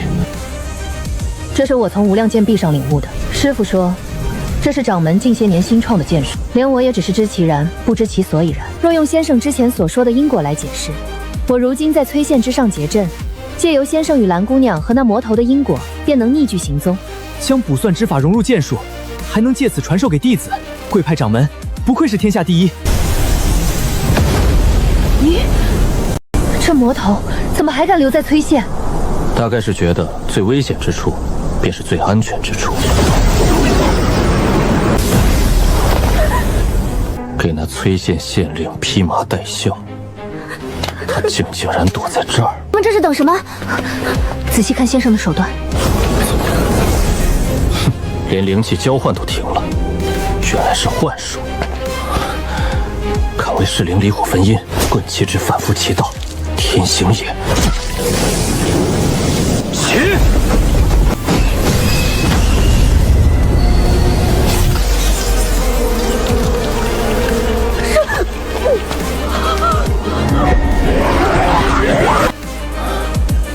魔头就是魔头，草菅人命只当等闲。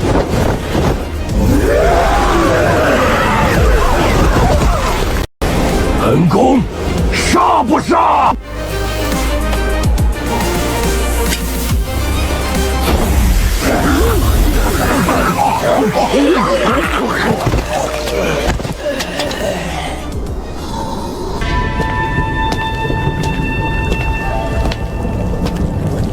你为何咄咄逼人？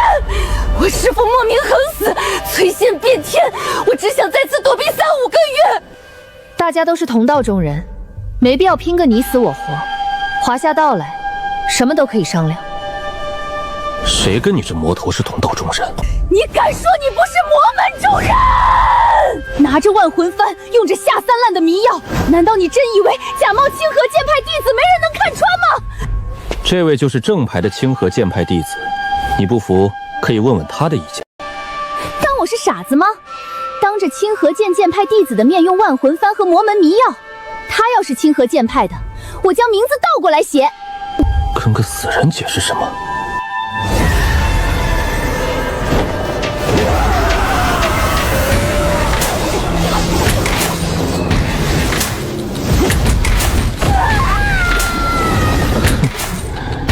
早就等着你了。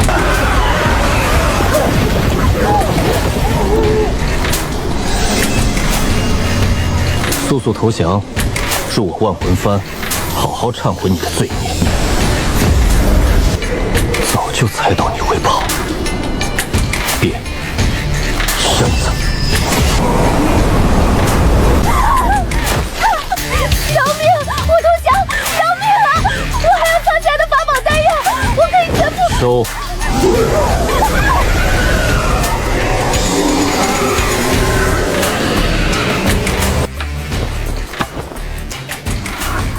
这魔头看着年轻，但眉间玉洁，灵光晦暗，一看就知道是用丹药维持容貌。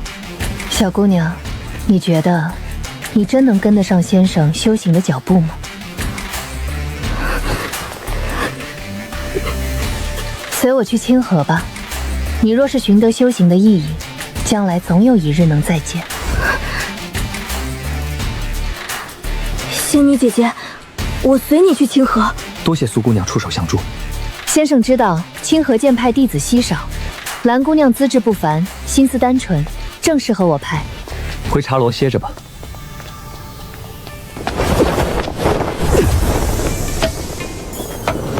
你小子又在打什么歪主意？呸！扔下这群傻子，自生自灭便是了。就算要破魅惑，让那苏纯一出手，不是更方便？师傅，你怎么就知道苏姑娘会解？高门大派的弟子最怕被人控了心智，坏了门风，尤其是女子。清河剑派必定会给弟子讲解如何破解魅惑。徒儿受教了。别扯开话题，你这阵法动静极大，招来其他魔头怎么办？就是趁着苏姑娘在附近，我才敢放手一试。若惹来麻烦，有她兜着，出不了人命。如可知罪，问心无愧，何罪之有？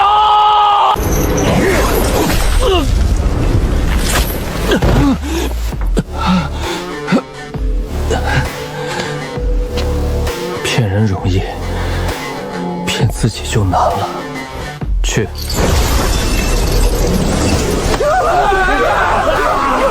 饶命！居所问行，四门合一，气海果然在拓宽。大胆魔头，竟敢在闹市伤人！我焚香门魏长生，今日便要替天行道！果然没猜错，莫次提醒过，杀人练功不能大规模搞，弄出点动静，隔着几百里也清晰可见。这位，就这，不够灵活，不会爆炸，就是普通的火。焚香门的弟子，就这。初入气海境，灵气淬体都还没完成，一出手就狼狈逃窜，如何能是我的对手？果然只是凡火。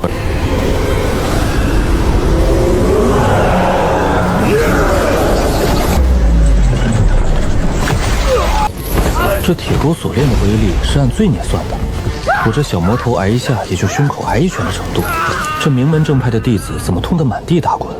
谁才是魔头？难道是冒充的？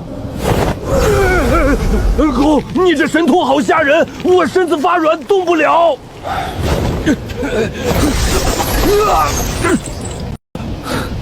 道友莫怪，我只是为了自保。该死的魔头，我必杀你！你要做什么？你敢抢我焚香门的宝贝？道友莫怪，毕竟谁也不知道一个修士的储物袋里可以掏出什么宝贝，我这是自保，自保而已。这玉佩满是木性灵气，对上坤下，择地淬，怕是能唤出木刺将我身子贯穿。我暂时替你保管。胡言乱语！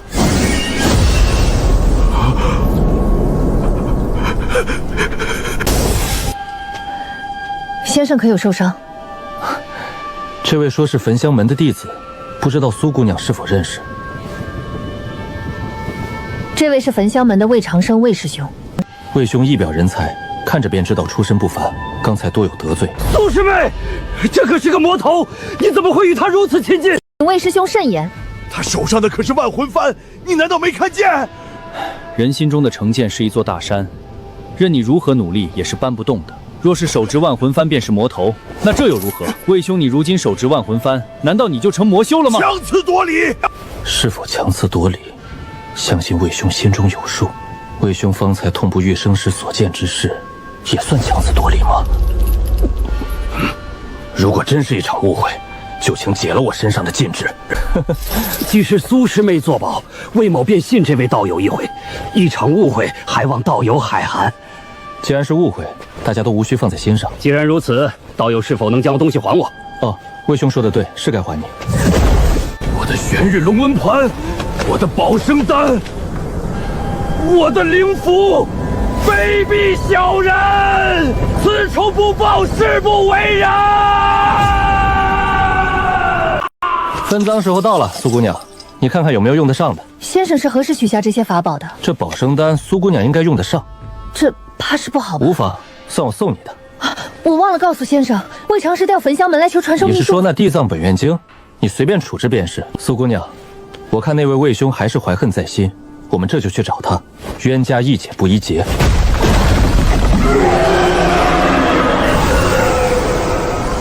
收拾残局，收尸报官。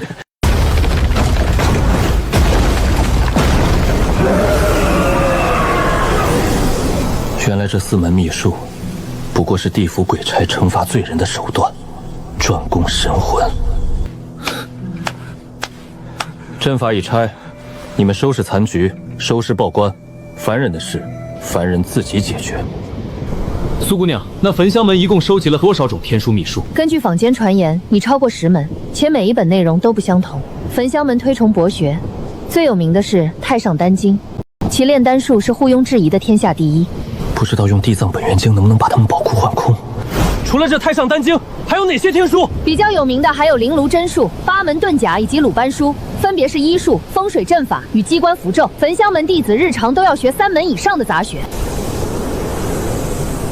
苏姑娘，有什么不对吗？魏长生不应该跑得太远，除非他故意躲起来，否则我们早应该追上了。能否用那占卜剑术来找到他？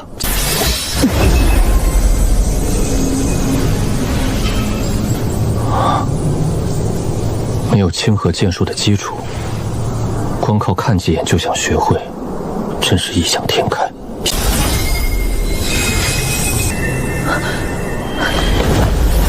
小心！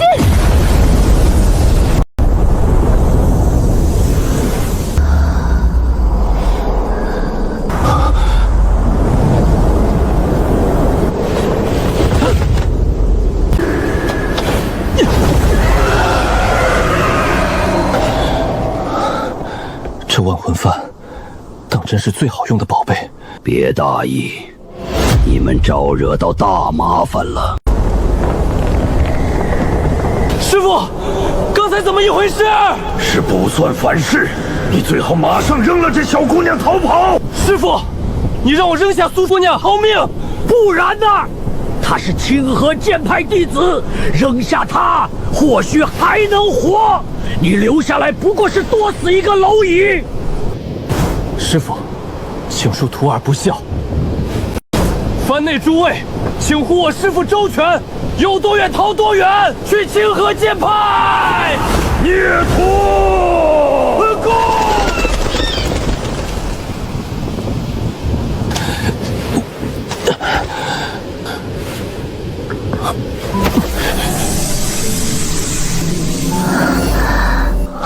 苏姑娘，你感觉如何？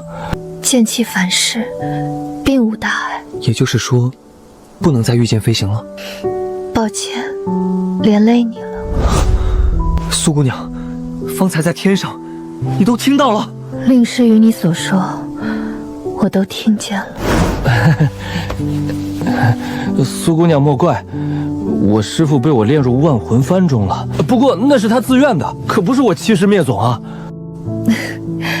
先生此时还有心情说笑，我何时怀疑过先生？苏姑娘，既然你用不了飞剑传书，不知还有何法能联络清河剑派？我们必须快走。先生为何不听令师所言？我是清河剑派弟子，一般魔头也不敢对我如何。你太小瞧魔头的狠辣了。方才剑气反噬，你下意识将我护在身后，我便绝不会将你抛下。一般魔头也不敢对我如何。你太小瞧魔头的狠辣了。方才剑气反噬，你下意识将我护在身后，我便绝不会将你抛下。我需要3日时间才能恢复灵气运转。先生认为，我们如今应当如何应对？那高人若是焚香门前辈，以你的身份自然无虞；但若惹到了厉害的魔头，魏长坑怕是已经遭了难。你们名门正派的弟子若是身陨，门派内点着的魂灯便会熄灭，长辈必定马上知晓，对吗？正是。既然如此，焚香门必定会派高人前来调查魏长生的死因。苏姑娘，我们现在就去焚香门的方向，或许在路上就能迎到救援。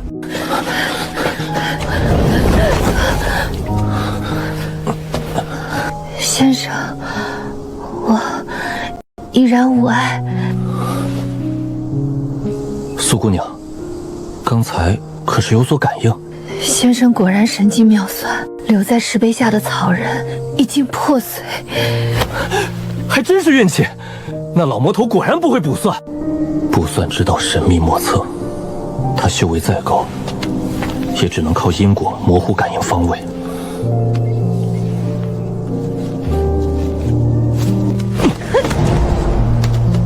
虽然这些新草人没法再塞苦厄和尚的毒药，但绑在这些野兽身上各奔东西，也够延缓他的速度。先生，我们今晚便寻个地方歇息，明日再走吧。歇不得，谁知道那魔头何时追上来？万一就差那一丝距离没跑到焚香门，就坏了。是我连累了先生。事到如今，还说什么连累？难道现在还要让我弃你而去？我知道你不愿如此，那就让我来背你。这修为差了2个境界，居然让一个姑娘背着跑，可太伤自尊了。大难不死，调理体内混乱的灵气，我定要尽快提升修为。苏姑娘，你怎么了？又有草人被毁了，不过也算好事，说明那人又被我们骗了。不对，正常人最多只会上1次当。第一个草人埋了毒，那魔头吃过亏，就算再次被误导，怎会又随手破坏？除非他不是被骗，他只是在顺手清理。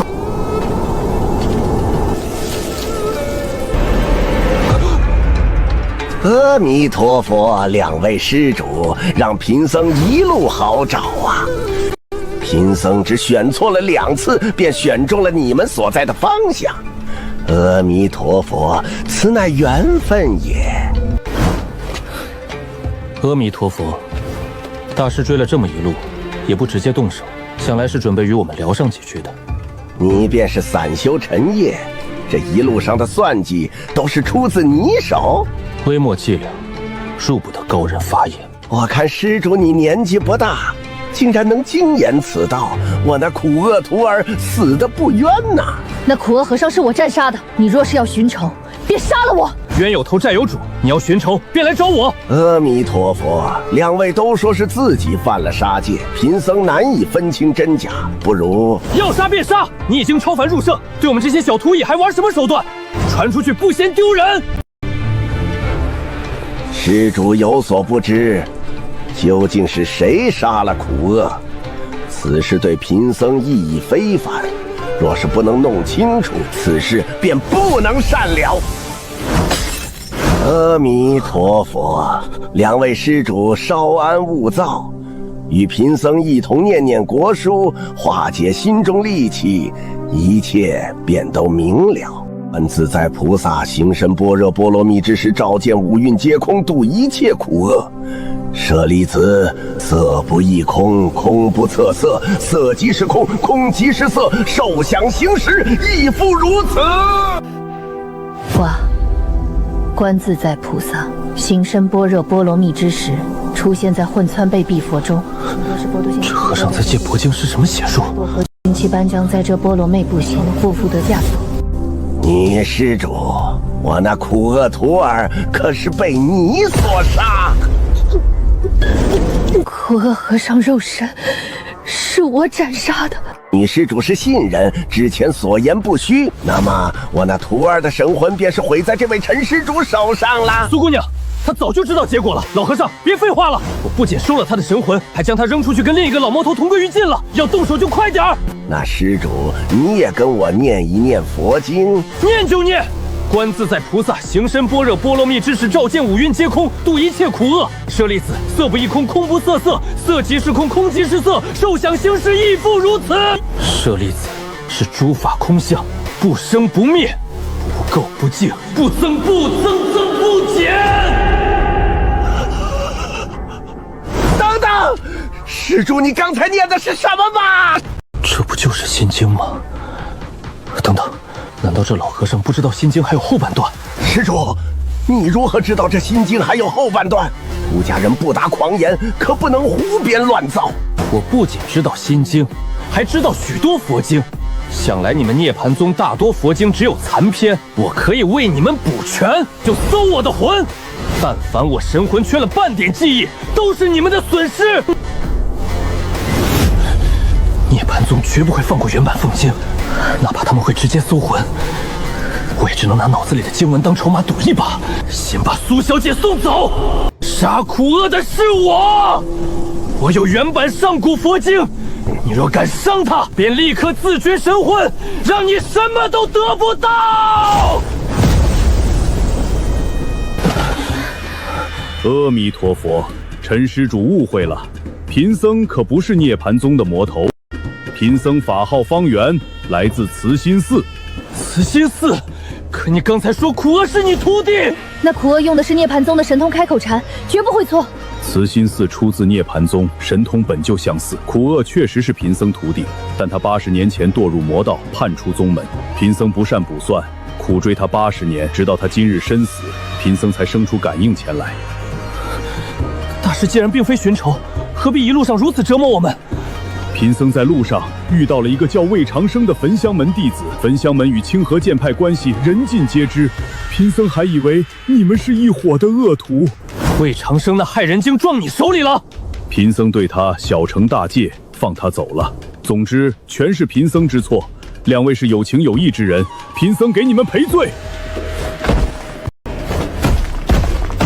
魏长生，你个魏长生！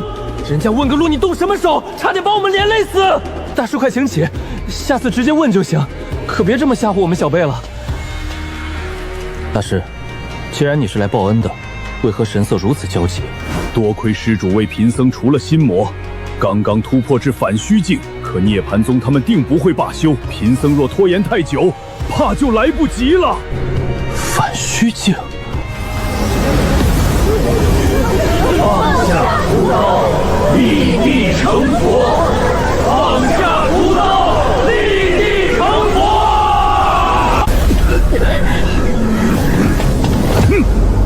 阿弥陀佛，该放下屠刀的是你们才对。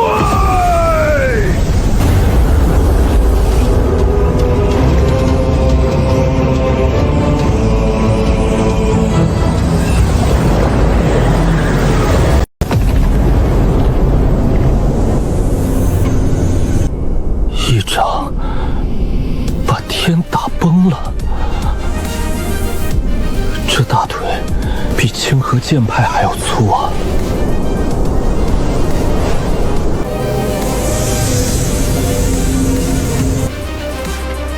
先生无需羡慕，以你的天赋，反虚境只是迟早的事。苏姑娘的伤势已经恢复了。方圆大师的丹药有奇效，我已经彻底恢复。此番遭难，反倒是让我修为更进一步。恭喜苏姑娘。先生是有心事，是在记恨方圆大师之前的冒犯吗？自嘲一笑。经过昨日，我想明白了许多东西。我等凡人，过些年便是白骨一堆，与长生9世的相比，确实不值一提。原以为自己干掉通玄境就是越级挑战的主角了，直到看见反虚境一掌崩天的神迹，说不能长生，终究只是一只长了牙在尘埃里耀武。先生所言不错，茫茫天地，我等凡人只是蝼蚁，若是想挣脱这牢笼，便要成仙。我还以为苏姑娘你会劝我不要消沉。先生不是消沉之人，何须我多嘴？不错，感慨归感慨，修行归修行。既然明知道自己身如蝼蚁，就更应该把握如今。苏姑娘，你接下来就要回清河了吗？不错，我也该回清河苦修了。不过回去之前，我会与先生去一趟焚香门，促成天书秘术的交换。不去焚香门了。那魏长生被方圆大师教训了一番，想来是对我们怀恨在心，去了也只是自讨没趣，平添许多麻烦。可是教训魏长生的是方圆大师，为何他会对我们怀恨在心？这个说起来就复杂了。不过焚香门我就懒得去了，我如今只想尽快提高修为。等我将师父寻回，我就找个地方苦修去了。先生如今正需要加快速度气海壮大的秘术，不如如随我回清河。清河水太清，我这种出身淤泥的小鱼去了也适应不了。我那上了万魂幡的便宜师傅莫慈根本经不起清河剑派的审查，他们门规正的发邪，我去了必被关押，莫慈也得魂飞魄散。生死不能自已的赌博，我绝不来第二次。那先生要去何处苦修？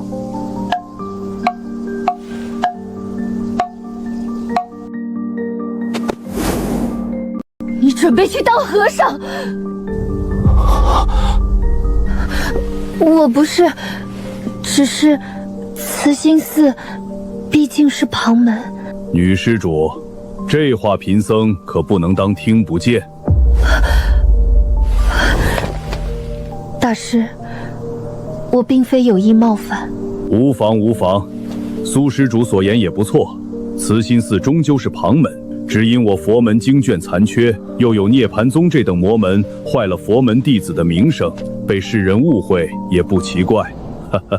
大师慧眼，我只是想用心经换取慈心寺的宗门秘术，想来慈心寺应该也有，只是不知道能不能换。这经卷对我废纸一张，换来施大师的实力，才是净道理。能换，如何不能？不过不需要换。当然不需要。贫僧此番来寻两位，是为报恩耳。只不过慈心寺的修行之法多有忌讳，未必适合施主，而且肯定是比不了清河剑派与焚香门的秘术。大师客气了，对我这散修来说，能有就不错，哪能挑剔？不过这心经全文，难道大师不要吗？陈施主所求之物，贫僧也猜得到一二。不过慈心寺一穷二白，能拿出手的宝贝不多，恐怕将慈心寺掏空了也换不起呀。不如这样，施主你随我回慈心寺，我向方丈师兄说明一番，下一任方丈就由你来做，你看如何？大师别开玩笑了，你让我念经吃素是绝对不可能的。吃素？慈心寺只是戒杀生，并不需要吃素啊。贫僧生平最爱荤鲜，只是每次化缘都要看布施者心情，很少吃到肉罢了。不见杀，不闻杀，不为我杀。大师吃的是三净肉。不错不错，便是这种。施主果然知道许多佛门失传之秘。我们还是回到正题，除了气海境的秘术，我还需要一门遁术，一门护身神通，一些炼器材料、丹药，还有慈心木所有与卜算相关的典籍。气海境想学卜算，不过施主既然笃定，贫僧答应你。但这要价半部心经可不够。心经不够，那加上金刚经、华严经、阿迪经又如何？阿弥陀佛，陈施主，你差点让贫僧的佛心都碎了。这些佛经可别是你瞎编出来的。天地为鉴，绝非胡编乱造。施主独具慧根，真不准备出家当和尚吗？可惜，可惜。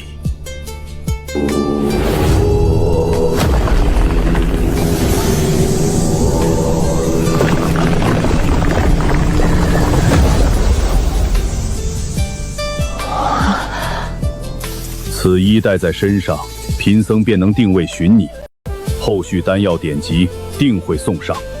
不过你要的护身神通，你修为太低，贫僧实在想不出有什么适合你。大师，你可听过开口禅这门神通？涅槃宗与慈心寺各有传承，只是非佛门弟子无法向佛陀借力，用不了。据我所知，慈心寺不过几百年历史，那你们供奉的佛也就几百岁吧？施主，你难道想自己造诣为佛？有何不可？施主所问，贫僧答不上来，待我回寺问过方丈师兄，再来作答。贫僧要赶回寺中，两位也尽快离开吧。苏施主自有御剑之术，陈施主，你又准备去往何方？我得先原路返回，找我那丢失的法宝万魂幡，之后找个偏僻之地闭关。若是如此，贫僧建议施主去白海谷，此地距离慈心寺不远，方便照应，而且那里特别欢迎散修。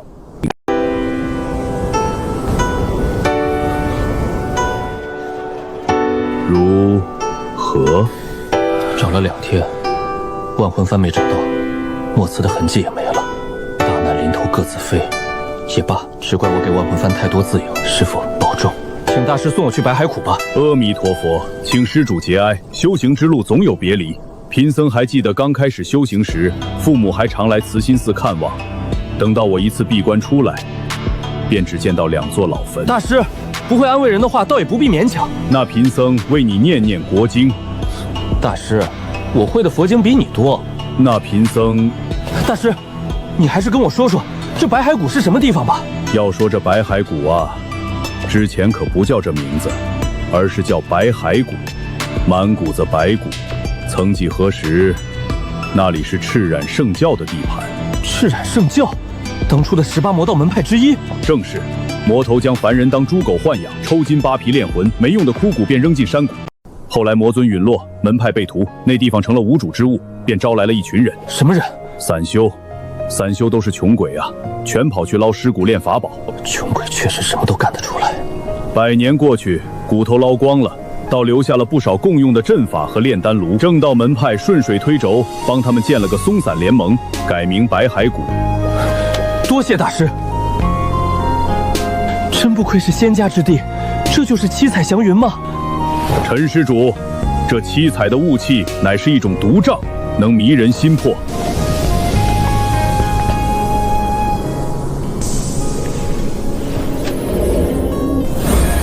考验吗？归藏64画，困龙诀，坤位阴爻，初6履霜。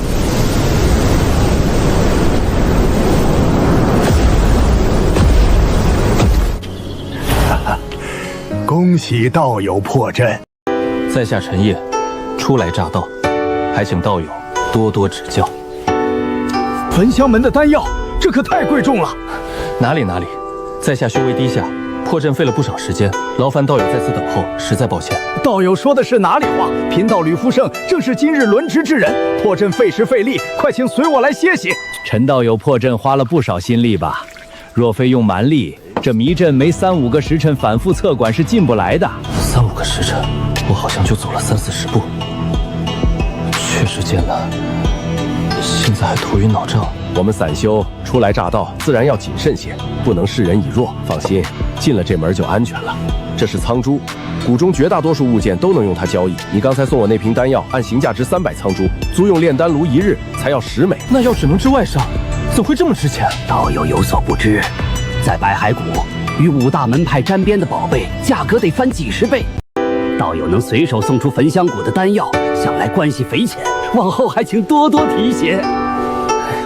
平日好几个月不见一位新人，今日倒是巧了，一来就来3个。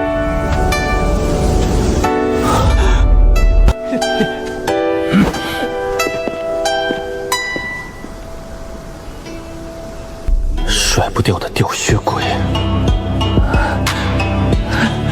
魏兄，真是想死我了！你怎么寻到这白海谷来了？怪不得能随手拿出焚香门的丹药，这关系简直是一棵参天大树啊！2位叙旧，贫道去入口候着了。我还以为你会与苏师妹一同回清河呢，差点就去清河找你了。那魏兄又是怎么知道我来白海谷的？时机来得这么巧，你猜？忙着修行呢，没那闲工夫猜。陈道友确实忙中出乱，连自家最为珍视的宝贝都给弄丢了吧？难道师父落入他手中了？看来这宝贝对陈道友至关重要啊！不如拿它来交换你的天书秘术，如何？成交！看来我小看了这宝贝的价值。现在你想交易了，我倒是不急了。相信道友还能拿出更多的东西来换。魏兄，你险些便骗到我了，真的，就差那么一点儿。莫师妹，你为何拦我？魏师兄，我事先便再三提醒过你，只说第1句即可。他一听便答应了交易，难道不继续追问，他就不会起疑了？卦象所示便是如此，你只需说出第1句，而后闭嘴即可。莫师妹，我知你天赋异禀，可你每日所算3卦，仅有1卦必定为真。你精准算出了抵达白骸谷的时辰，可又怎知这另外2卦是真是假？哼！你让我什么都不做，就在这儿干等。莫随心，别人怕你这个七星堂的瘟神，我可不怕。卦象如此，你要信便信，不信便随你。哼，好，我等，但我可不会干等。那小子刚才的反应做不了假，他绝对丢了要命的宝贝。我亲自去查，只要揪住这个把柄，你这第3卦，我不信也得信。差点被唬住了。如果他手里真有万魂符，绝对会立刻答应。可师傅究竟落在了谁手里？我现在区区气海境，什么也做不了。修为才是一切根本。闭关。慈心寺的6字真言以声音震荡带动气海旋转。苏纯一笔记里关于凝练2个反向气海的构想，这真言咒的发力路数，在细微处竟有这么多相通之处。不如趁此机会试试凝练第2个气海，主动击碎气海，1分为2。若是不成，大不了退回启灵境，用凝气丹从头再来。既然有退路，就不怕赌把大的。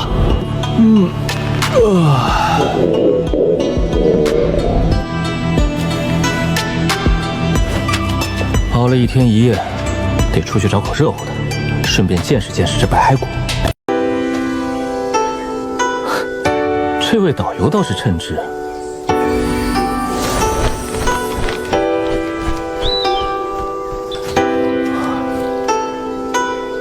也不知道清河剑派与焚香门那等大门派又是什么模样。也并无什么不同，最多只是大一些，更空旷些。这位姑娘，你们正道弟子就那么喜欢从别人背后出现吗？只是凑巧。听道友所言，你是做过什么亏心事，才害怕被正道弟子看到吗？不错，我做过的亏心事多了。又算错了，今日3卦已经错了1卦。你说什么？不过是自省罢了。这姑娘脑袋修炼出岔头了。陈道友，你要请我喝酒吗？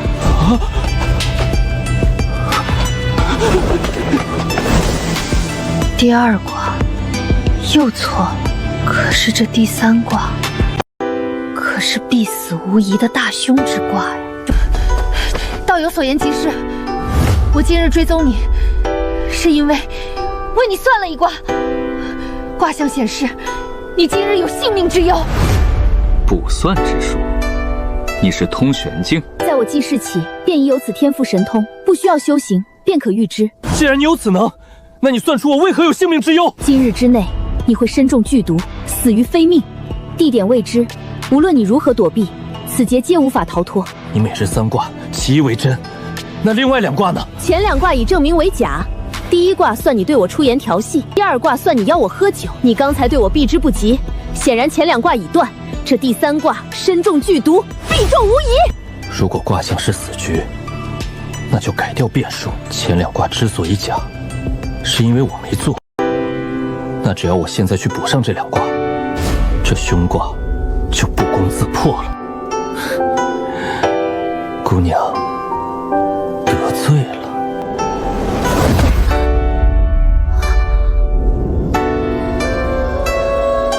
哟，这是从哪儿冒出来的小娘子，长得这般俊俏，要不要陪哥哥喝杯酒啊？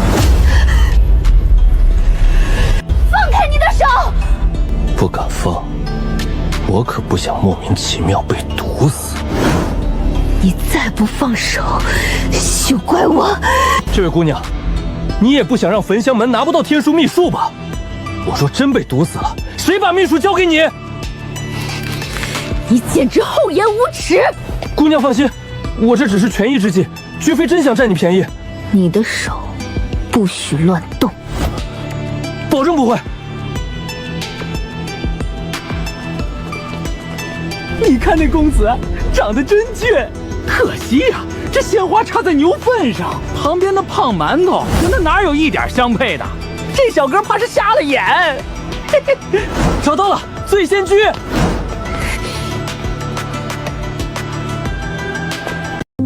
之前多有得罪，实属无奈之举。这杯酒算我向你赔罪。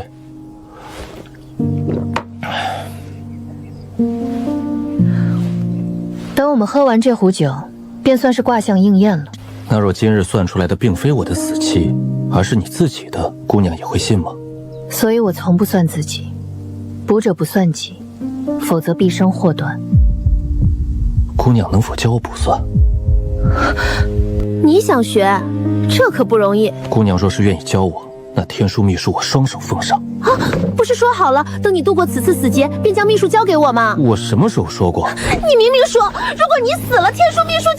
等等，你骗我！现在才后悔，姑娘不觉得晚了？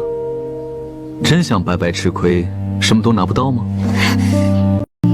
本来你们焚香谷是要用洗魂来换我的天书秘术，这东西有多珍贵，你应该很清楚。只要我教你卜算，你就会将天书秘术交给我，不会再反悔了吧？当然不会，我陈烨答应过的事，向来言出必行，绝不反悔。不对，万一你没有学习卜算的天赋怎么办？我岂不是白费力气？可在没学之前，我也不清楚自己有没有天赋啊。我有办法。你若是能在我们喝完这壶酒之前，将这枚铁球打开，那便证明你有学习卜算的天赋。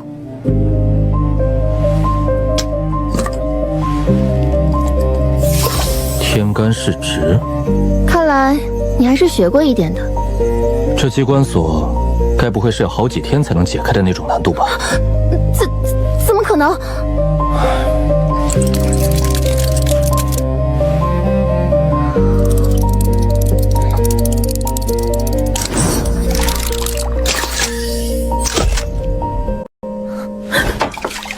不可能，绝不可能！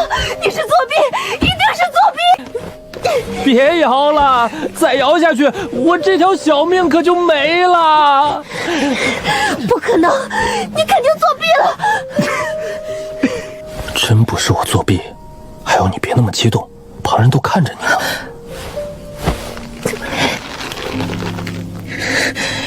你究竟怎么解开的？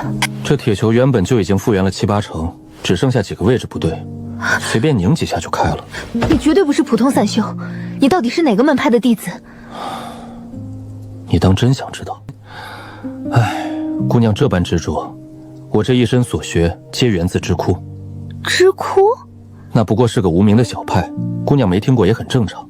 你该不会又在骗我吧？我对天发誓，绝无半句假话。姑娘之前说，只要我解开这铁球，就教我卜算之术，如今也该兑现诺言了。既然你已经学过天干地支，我便不再赘述。这是最基础的卜算之法。净神习、玄真、福星破字、入库8级复杂而复法通史的指路象征收受自六，带子指星后变相其实如其动作。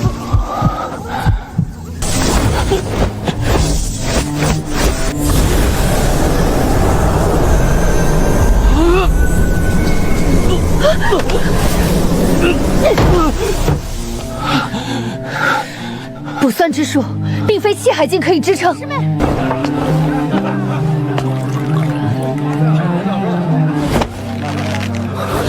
师妹，你在这里做什么？你干什么？魏兄，别师妹师妹的叫得亲热，这是我师妹，不是你的师妹。别以为你是焚香门弟子，就可以打搅了我们喝酒的兴致。你颠倒黑白！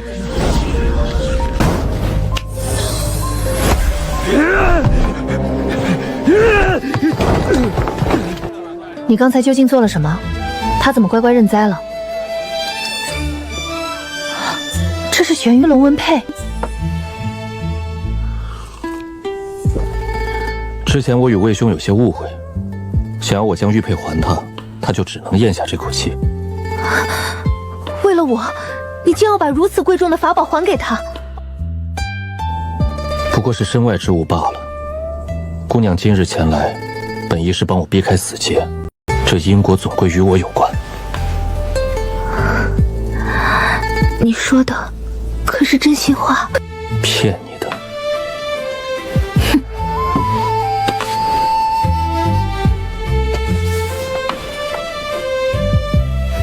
如此一来，我们便两清了，就此别过。说什么？说什么一笔勾销呢？我这卜算之术才刚入门，往后我还有诸多问题，想要向你多多请教呢。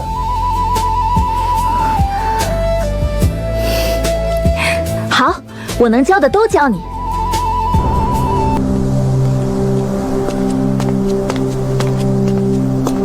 莫师妹好兴致啊，竟与那人饮酒作乐，直至半夜才回来。魏师兄，此番波折，你我都该引以为戒。你有什么资格指责我？你还知道礼义廉耻吗？我请你来是为了夺天书秘术，难道就没什么该解释的吗？解释？且不说你长长生堂凭什么管我七星堂的事，我是七星堂首席。魏师兄，你又算什么身份？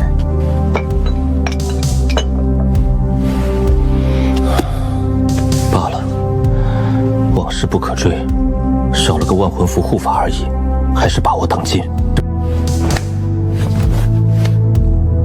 曼玛尼巴咪吽，曼玛尼巴咪吽。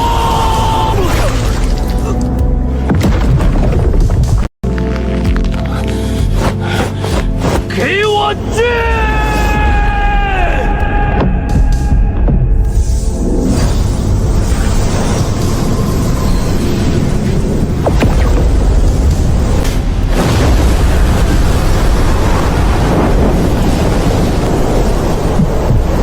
体内18气海还在自行吞吐，不是幻觉。以这等恐怖的速度，1年之内我便能尝试钢煞炼体。三位，今日怎么愁眉苦脸的？陈兄弟，你来的正好。都是朋友，若帮得上忙，我不会推辞。陈兄弟，你与那焚香门究竟是什么关系？那莫伯剑玉傅剑冲第一话就情了。那莫姑娘为了救你，就这般让你轻薄了？不愧是名门正派的弟子。对，焚香门也不全是魏长生那般仗势欺人之徒，还是有好人的。我的事儿说清楚了，吕兄也该说说你们的麻烦了。此事因我而起，我年岁太大，若不能跨过这一关，便只能作化入灭了。我实在不甘心，我想去焚香门求一份金刚伞。诸位是希望我去找莫姑娘，求一份金刚伞？不敢，再过不久便请陈兄弟帮我们打听一番。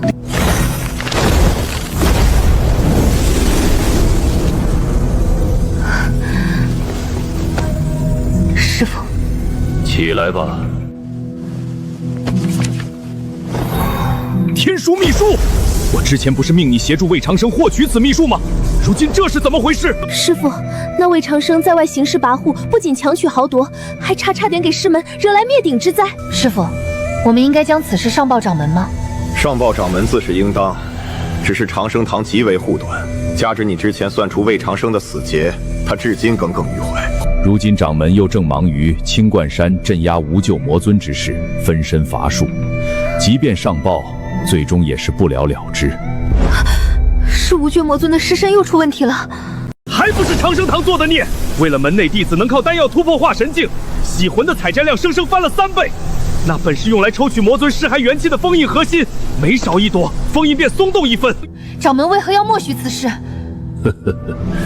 天道轮转，无救魔尊复苏只是征兆。随心你要认真修行，尽快突破通玄。遵命。你对那个线上秘术的散修陈烨颇为欣赏。师父，他是真正的修行天才，他只用了短短片刻，便解开了您送我的奇门铁球。能得你如此夸赞，还真难得。不过，可不止你一个人认为他是天才。清河剑派的苏纯一多次推荐他入清河，却被那小子拒绝了。他为何拒绝？清河剑派那闭气长生之域、一心除魔的古板门规，他与清河格格不入，所以你还有机会。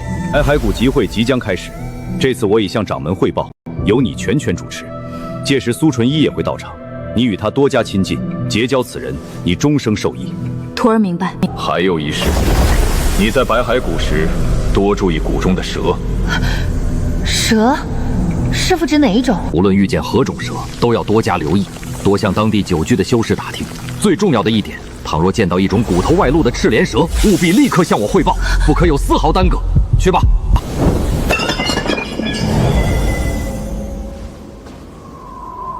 剑心澄净，未染魔尘。崔县之事，处置无过，过关。怎么到铸剑室来了？这个时辰，你不是习惯去练剑吗？来给师傅请安，我想为陈烨挑一件法宝。难得啊，你来的正好，为师也有2件事与你说。哦，差点忘了，将这个给你朋友送去。万魂幡。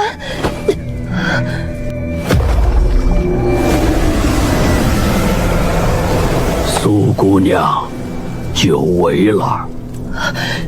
你怎会在此？你们不是被陈烨抄下逃生去了吗？那小子有情有义，这幡里的阴魂也没辜负他的恩情。他们是不顾生死，硬是飞来清河报信救主啊！多谢师傅。谢什么？又不是送你的，你替那小子多谢我啊！去准备吧。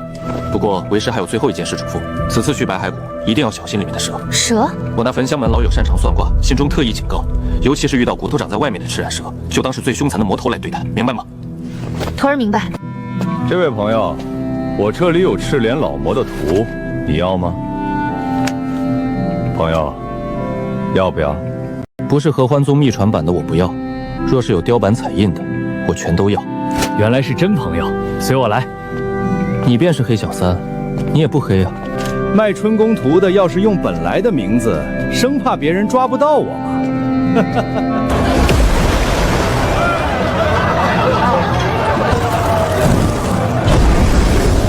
赤炼大法，魔域至尊，一枚苍珠1本。这可都是我在白海谷挖出来的，当年赤炼魔宗的秘术，全拼凑的假货。小辈，你看了封面便沾了魔宗的怨念，若不买我一本秘籍，午夜入梦之时，魔头便会化作噬梦的大蛇，将你的神魂吃掉。是吗？我正好喜欢玩蛇。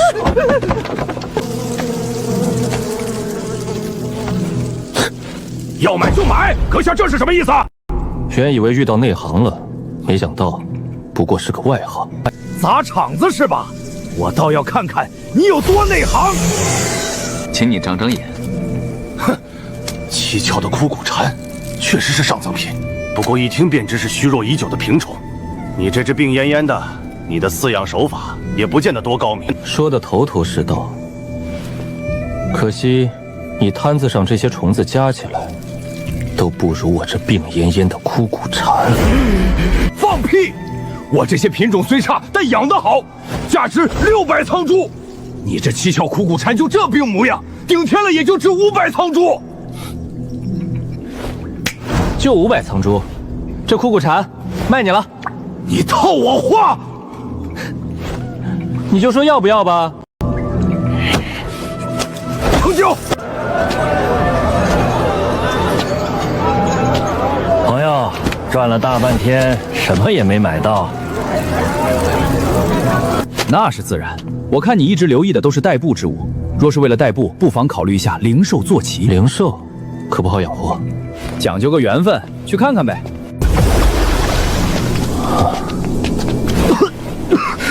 这什么味儿？灵兽区大致分飞禽、走兽、蛇类3种，道友想先看哪种？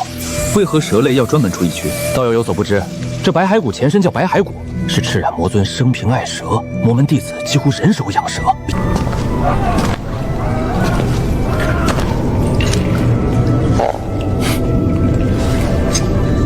就它了。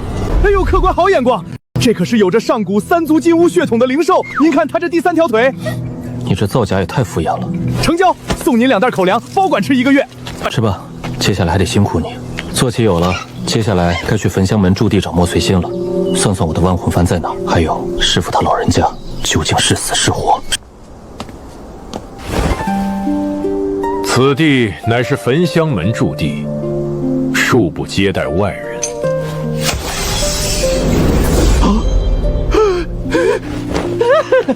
原来是清河剑派高足，失敬失敬。不知阁下是来访客，还是……道友误会了，我并非清河剑派弟子，只是与清河剑派有些交情。在下来此，是与贵派莫同心莫姑娘有约，劳烦通报一声，就说陈烨来访。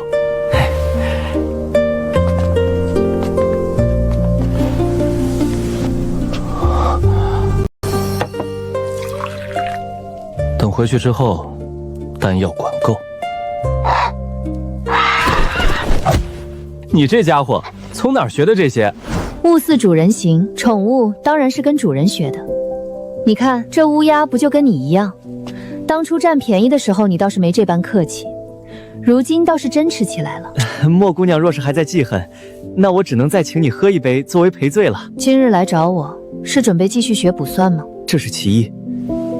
另外，来打听一下焚香门是否有金刚伞准备出售。金刚伞，数日后的集会中会有许多珍贵丹药进行拍卖，不过恐怕此物珍贵，寻常散修是支付不起。若是以白骸骨的物价，想要拍下，至少要5万苍珠。5万？这还只是最低价，若是有人竞拍，那价格就不好说了。莫姑娘，这次前来，我还想请姑娘你为我卜算一下。你又想让我算你的吉凶，好让你再占我便宜吗？不，姑娘误会了，我真不是那种人。我只想请姑娘你帮我算一算，这法宝在哪儿。你运气不错，今日3卦，还剩1卦未曾卜算。姑娘算到什么了？怕是让你失望了。我算到你那宝贝就在白骸骨内，但这似乎不合常理。你是先丢了宝贝，再到了白骸骨，这法宝又怎会出现在这儿呢？那姑娘是否算出这法宝在白骸骨的哪一处？好像是在清河剑派的驻地。清河剑派，魔门法宝落在清河剑派地界，不得被那群剑修的剑光吸取成臊子。既然如此，我便去清河剑派驻地看看。我与你同去。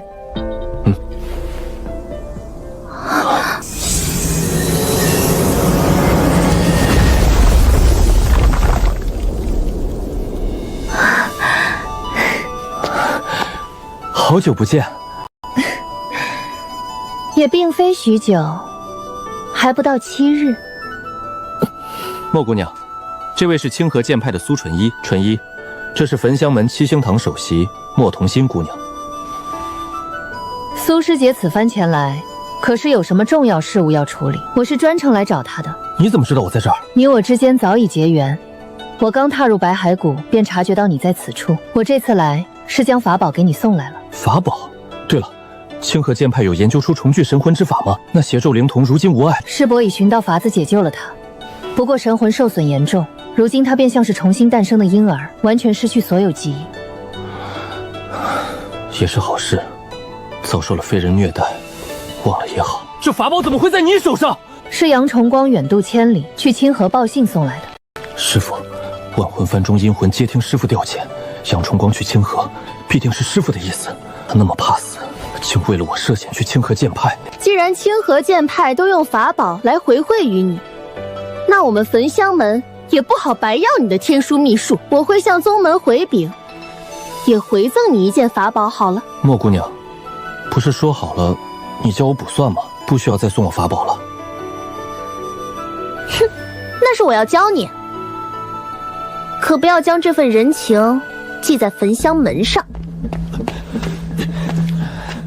有人吗？请救救我兄弟！他怎么了？被蛇咬了，突然从路旁窜出，我用了所有解毒药都没用，求阁下相助。是什么模样的蛇？看不清楚，太快了，只隐约看到是暗红色。有效了，多谢救命之恩！你们多加小心，最好多观察些时候。去吧。一片混沌，看不清卦象。我需要向师父汇报此事，两位就此别过。苏姑娘，你接下来有何打算？我听你的。我？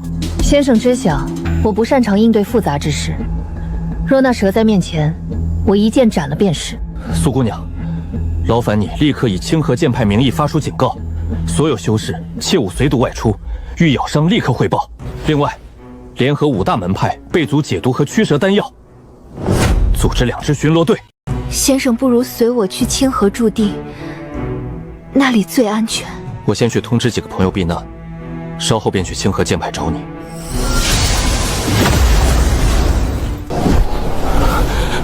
师父，你还在吗？孽徒说了多少次不要妇人之仁，你哭什么？师父，你故意的吧？就等我出丑了才开口。你这孽徒也有今天！你怎么躲过去的？去了清河，没被人抓出来练了？装死呗！万魂幡里多的是破碎无理智的阴魂魂，我混在里面不说话，让杨崇光去应付清河剑派。真不愧是老谋深算的老前辈。师父，你不用怕，苏姑娘刚传了我改良版秘术，没几天就能给你治好神魂之症。你先别忙着吹牛，我怕你自己都顾不上来。白骸谷的赤练蛇复苏，这东西可不是一般的可怕。5大门派这次有大麻烦喽！诸位所托之事已打听到，焚香门会有金刚伞拍卖，恐怕不会低于5万仓珠。5万？我们兄弟3人辛苦半生，才存了不到3万，看来是无缘了。我身上只剩1000多仓珠，3位近日务必注意，多准备驱蛇药。白骸谷有赤脸蛇出没，危险。若有所需，可到清河剑派驻地找我。2位兄弟，我出去走走。长兄，陈兄弟刚说了，有蛇害人，切莫孤身一人。我去庆云坊喝杯酒。随他去吧，今日他想独醉一场，别打扰了。若在庆云坊都能被袭击，这白骸谷哪还有安全之地？修行吧。福盛、侯禄，都给我出来！平日里喝茶早就厌烦了，今日庆云坊新出了香醇桃酒，咱们一醉方休。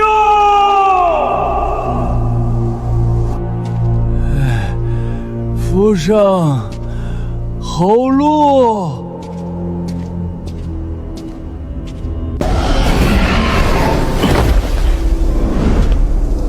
堂堂天下第1大派清河剑派，这驻地竟然如此破败。苏姑娘，这地方竟是清河剑派的驻地，这小院怕是住不了几个人吧？清河剑派本来就没几个弟子，平日里王逸晨师兄和他的妻子在此驻守。那我来这里避难，方便吗？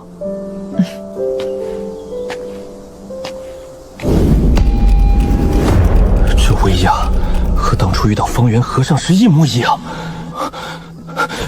见过前辈。陈道友客气了。师妹，你嫂子说让你过去一趟，我带陈道友去厢房看看。有什么需要，尽管跟我说。多谢王道长。陈道友年少有为啊，听说你还不到20，有这身修为实属不易。客气了，多亏苏姑娘出手相助，若无她赠我灵药，我恐怕还在想办法凝练气海呢。我这师妹从小乐于主人，不过她心思单纯，很难辨别好坏。点我呢，提醒我别做坏人，欺骗苏姑娘。听闻你与焚香门那位七星堂首席关系匪浅。我与莫姑娘不打不相识，算是亦师亦友。是我冒昧了，那我也不打扰陈道友修行。总算过关了，有了清河剑派庇护，管他赤染蛇复苏，我要在这儿修炼到天昏地暗。但这里灵气匮乏，我18个气的判属量，普通的聚灵环根本撑不住。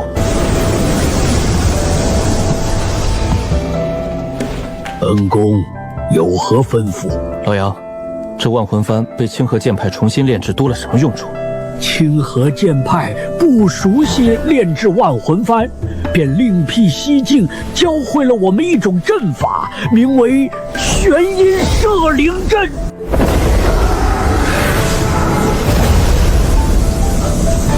这阵法简直像是把天地戳了个窟窿，直接连通了灵气的海洋。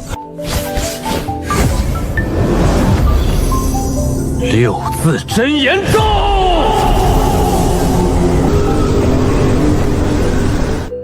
气海已经无法扩大，装不下更多灵气了。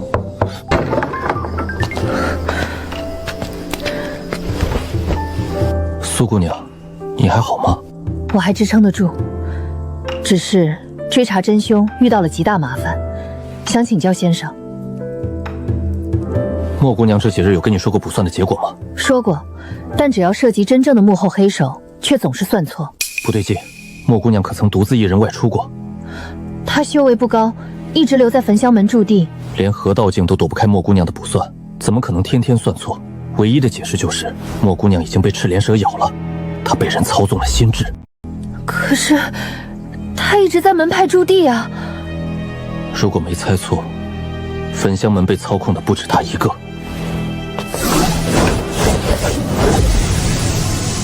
我要亲自算一卦。算出来了，有赤莲蛇去过焚香门驻地，不过是死的。好像是有这事儿。莫师妹说卜算需要，我便将斩杀的赤莲蛇送了过去。但我肯定那些蛇都已经死透了。赤染蛇靠的是毒，蛇的毒液清理干净了吗？这个倒没有。莫苏心的卜算是他们最大的威胁，只要他算准一次，魔宗便会全军覆没。蛇毒送入了驻地，恐怕莫姑娘甚至整个焚香门都已经找了到了。先生的意思是，焚香门内有奸细，趁莫师妹卜算时用蛇毒偷袭，我们要如何确认此事？苏姑娘，不需要我们来确认。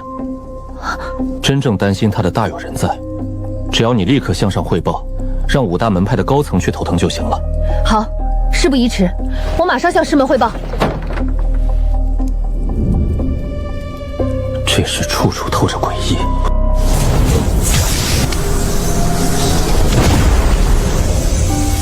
纯一这小姑娘还真遇着贵人了，哼，只可惜这小家伙不适合我们清河剑派。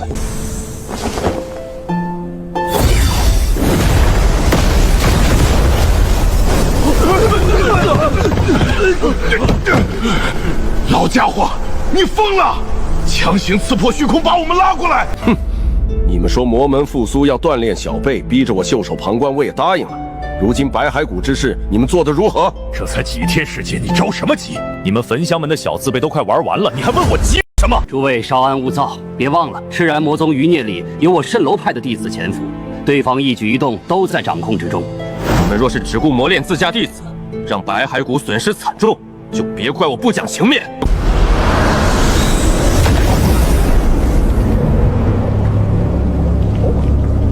三位在这里也有不少时日了。拜见尊主。是时候让你们重见天日了。这是让我们离去？不错，就说你们被赤莲蛇咬了，他们会将你们带到隔离区。请问尊主，混入其中之后，我们需要做些什么？你们只需要进入其中，任务便完成了。从此与我赤染圣教再无瓜葛。魔头，有种杀了我！想要用赤炼蛇控制我，你是痴心妄想！我知道你们蜃楼派的弟子有秘术守护神魂，在入门仪式时，你才敢让赤炼蛇咬那一口。你若是知道，还会将所有计划告诉我？你的死期将至！你觉得只有正道才不怕死吗？你这魔头究竟有什么毒计？你所知的一切都是我想让你知道的。我知道你是派来的奸细，我这就放了你。你可以给五大门派传话，白骸谷一定会落入我的掌控。我想请清河剑派出面，给我一个与五大门派对话的机会。若是你们侥幸平息了此事，便算我输。白骸谷的毁灭，就在一念之间。尊主让我们上来后，主动找五大门派汇报混进隔离区，我总觉得是拿我们当枪使。确实，如今重获自由，绝不能再按魔头吩咐办事，万一害了人呢？要不我们去找陈兄弟，他说过在清河剑派驻地暂住，好主意。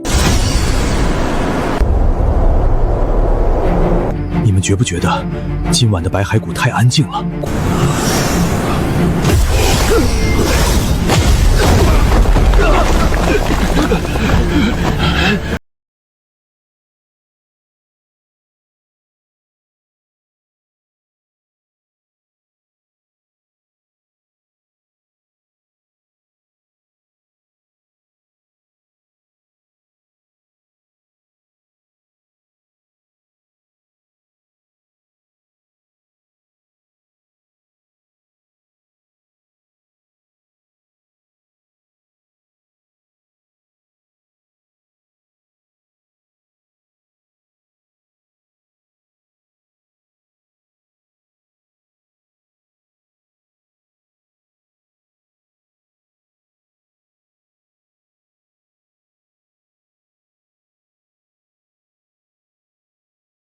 炕，带走。师傅，感觉如何？也就聊胜于无。我神魂已经油尽灯枯，只不过有这万魂幡护持，消散的慢些罢了。众生愿力可修复神魂，让师傅你变成神灵。一旦以香火成神，你便受愿力束缚，可没有修仙那么自由了。能活就成，我还挑剔什么？你不是才凝聚气海吗？怎么还想着帮我成佛了？罢了，你看着折腾吧，我先歇着了。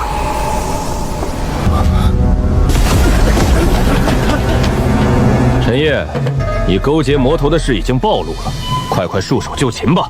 证据呢？哼，回去自然让你看清楚。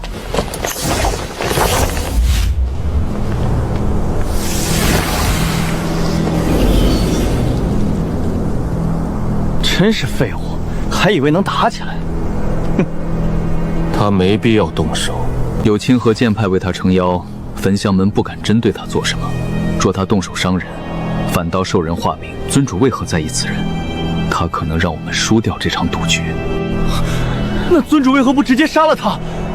杀了他，我等都要同死。你们真以为如今已经赢了？你们便觉得可以换个地方逍遥快活？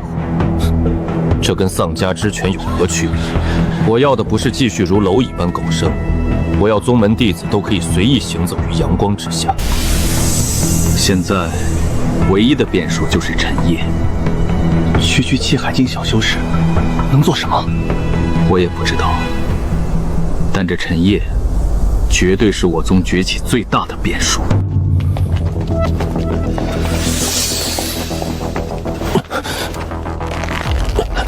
怎么回事？像是被咬了一口。陈烨，不，这与我无关啊！魏师兄，你这么做是有点过了。我不是，我真没有。罢了，我们云庐仙宗不想介入你们的私人恩怨，告辞。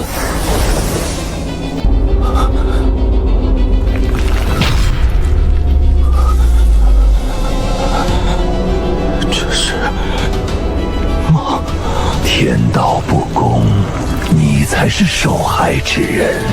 但你还是被那人报复了，他借着醇香门的势力公报私仇，要置你于死地。怨恨吗？不甘吗？你想活下去吗？宋无真言，赐汝长生。你能赐我长生，也能收回，对吗？我还以为那老板是骗我。原来不买东西，真的有大蛇入梦了。你不怕死？不怕死又何必要追求长生？但我绝不想要别人施舍的长生。若不得逍遥自在，活着便如同身处地狱。我可以暂时身处地狱，但我总要走向出口。等一下，这里是我的梦境才对吧？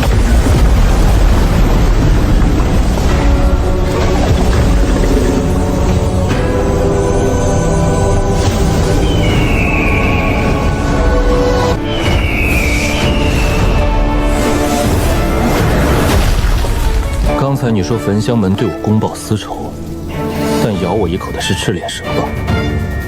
我中了蛇毒，才会进入这个梦境。我就说魏长生不该这么蠢，以他自私自利的性格，就算要报仇，也不会选这种敏感时候。原来是你在栽赃陷害。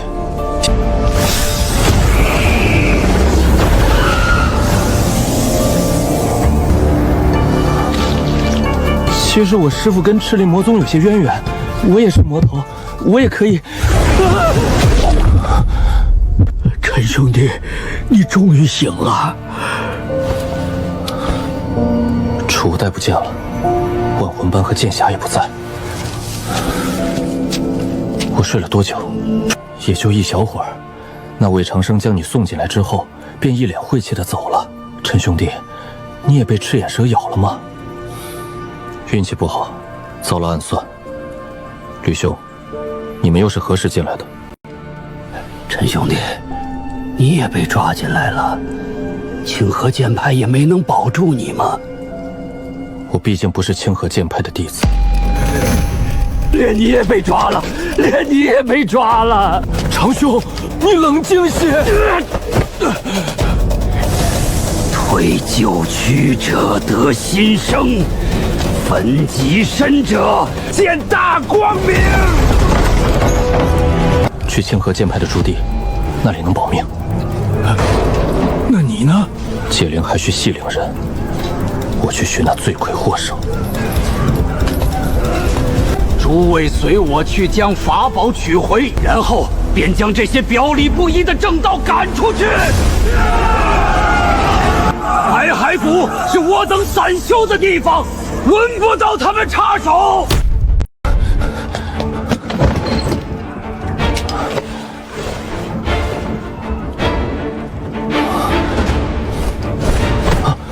你怎么追过来的？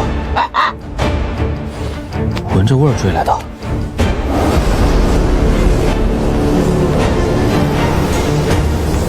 黑旋风，追那道剑过。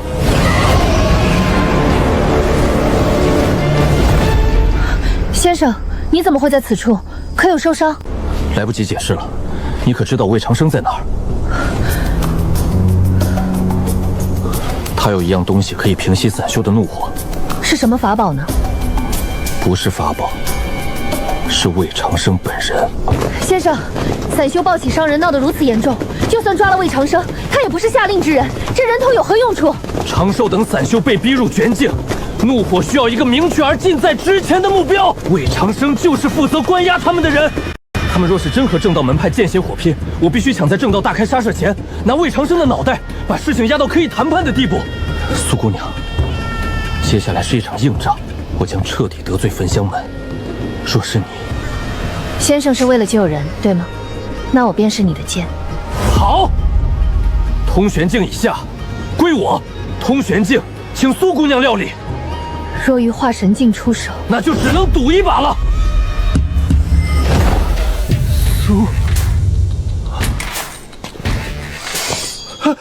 站住！魏师兄正在殿内面见莫师姐，请等通报。魏长生，你爷爷我来找你了，给我滚出来！一个手持万魂幡的魔头，竟然硬闯清心殿！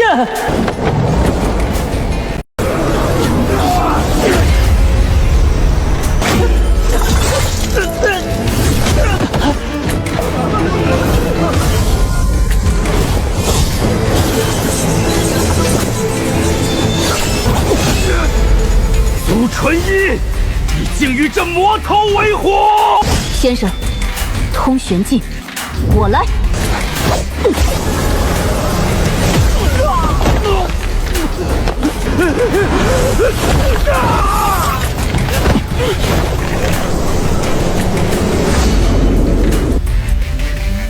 这绝对不是莫姑娘，这是那幕后黑手。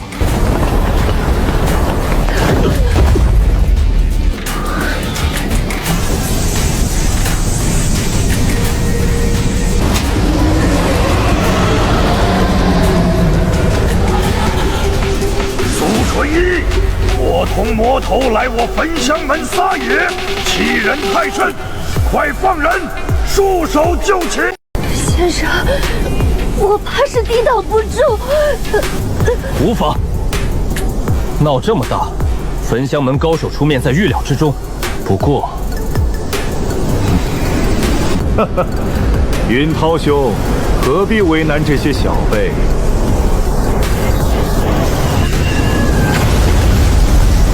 我王一晨陪你过上几招。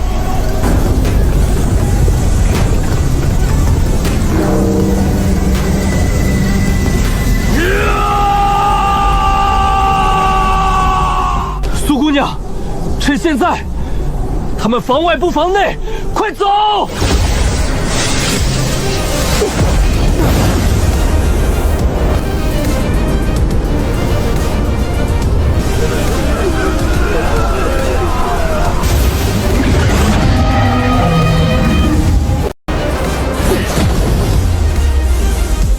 苏世侄，你为何在此？清河怎么跟焚香门打起来了？等等，这小子是谁？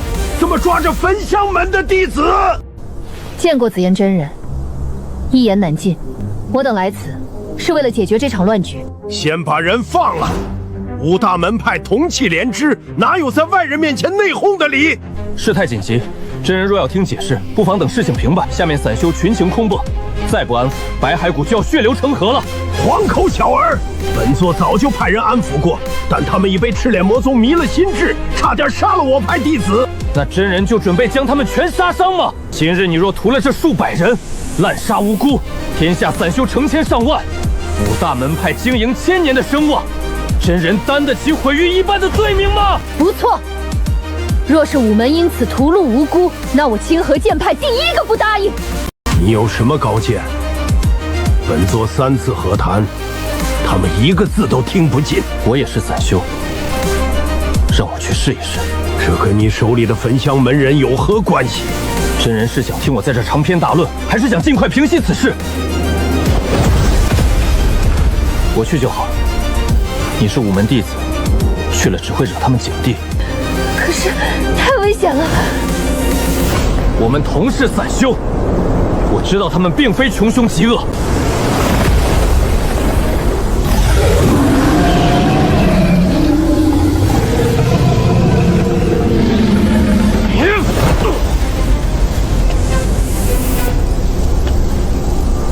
长兄，你还认我这个朋友吗？陈兄弟，你对我有恩，但你若是替五大门派当说客，我常某今日只能与你割袍断义。我不是说客，我是来给你们送人质的。魏长生关押你们的罪魁祸首，焚香门长生堂首席竞争者。要杀要剐不急于一时，有他在，我们就有了谈判的底牌。真到了最后关头，拉他陪葬也不迟。陈兄弟，你其实还是来劝降的，对吗？劝降不会带着人质来。魏长生是我的投名状。长兄，你忘了，我也被赤脸蛇咬过，我们在同一个笼子里待过。我们都是无依无靠的散修，如果我们今日被杀，五大门派只会说我们被魔宗蛊惑，罪名魔宗丹，正道抽身事外。为了掩盖丑闻，所有被咬过的散修都不会留活口，我们就是同生共死的。那你是要加入我们拼命？拼命太亏了，我不仅要加入你，我还要让正道武门付出更惨痛的代价。不仅如此，我也要让他们认清现实。魏长生不够，我有一个大计划，能让五大门派羞愧难当，能让他们在全天下修士面前低头俯首认错。陈兄弟，你说要让我们低头认错，怎么做？用魏长生的命威胁他们？魏长生算什么东西？拿他的命威胁，武门只会将我们一起抹杀。你不能用别人毫不在意的东西作为威胁的筹码。蜃楼派之前派人来劝降，他们是怎么说的？他们说要杀光我们易如反掌。他们说我们是被魔头蛊惑，只要跪下投降就能大发慈悲。他们高高在上，连事情怎么回事都不问，就直接给我们定了罪。他们根本没把我们当人看。不错，蜃楼派一群道貌岸然的白痴，他们不可能理解我们的苦楚。我们宁死也绝不束手就擒。很简单，五大门派并非铁板一颗，他们谁也不想背上屠戮无辜的骂罪。我们用魏长生做筹码，逼蜃楼派解开迷阵。蜃楼派巴不得送走我们这块烫手山芋，而焚香门弟子在我们手上，焚香门必定会来插手。到时候，我们就说是蜃楼派以性命要挟，我们才拿魏长生保命，让焚香门和神楼派为了面子自己扯皮去。我们不仅要脱身，还要派人把这事昭告天下。我倒要看看五大门派敢不敢把白骸谷的散修全杀绝。陈兄弟，我们信你，若有意外，我们就杀魏长生祭天，跟他们不死不休。我们的性命交到你手上了。好。信不辱命，我说服他们不再冲击驻地，请真人放开通道，他们自然会退去。当真？我3次和谈都无功而返，这小子进去片刻就摆平了这群悍不畏死的亡命徒，他不会就是赤染魔宗的尊主假扮的吧？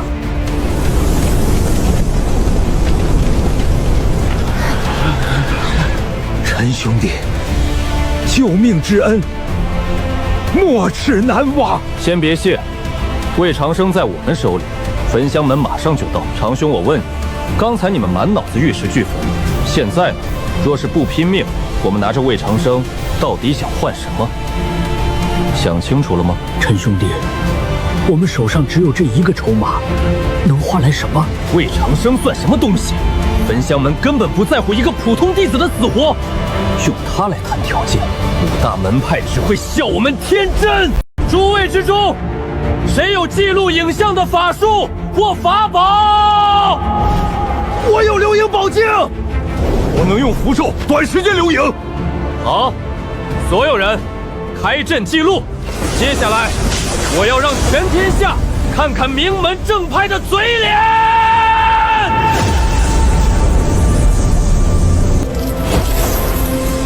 你们识相便放了我，否则焚香门云涛师伯一掌拍来，你们全都要死！死性不改。招供，我有什么可招供的？勾结魔头的是你们！魏长生，细数你的罪孽吧。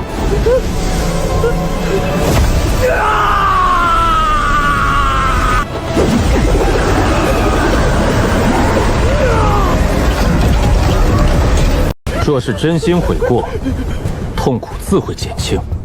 说，我招，我全招，是我公报私仇，我恨你入骨，奈何不得，就拿其他散修发泄。我故意惹怒他们，把他们打入大牢，严刑拷打。我贪没了他们的储物袋，长寿那数万藏珠都在我兜里。我还以自由要挟，逼迫那些女弟子。我认罪，我都认。我想当长生堂的首席，是我暗中害死了上任首席岳连峰岳师兄。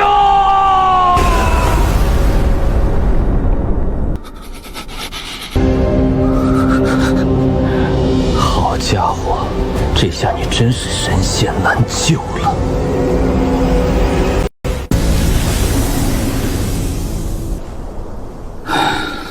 终究是输了一档。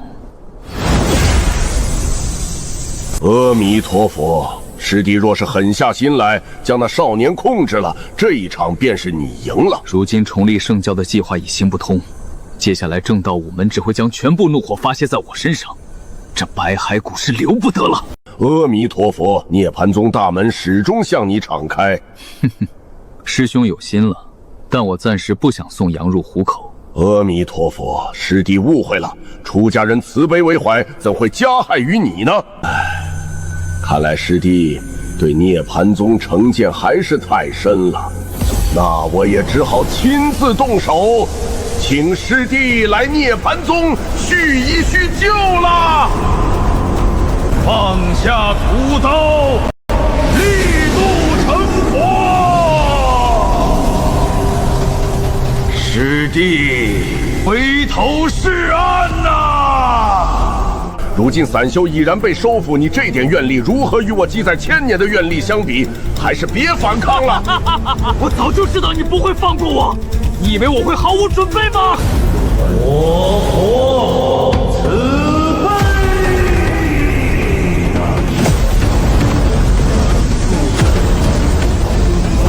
你必死于万仞家身，死后不得超生。阿弥陀佛，多谢施主以身犯险，引出那魔头。互惠而已，我也担忧涅槃宗找我的麻烦，如今看来，至少有数十年安稳日子了。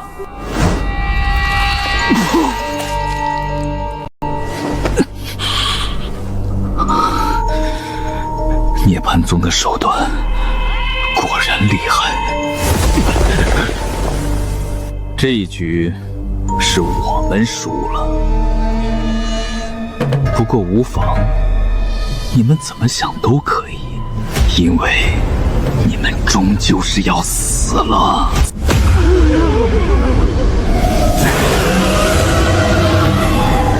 去吧，去正道我们面前晃一晃。他们如今正需要杀几个魔头出口气。放心，尔等牺牲不会白费。敢闯门劫人是有勇力，能平众怒是有智慧。你曾说与我赤染魔宗有些渊源，若是如此，你还真与我圣教有缘。如此有勇有谋之人，不当魔头实在可惜了。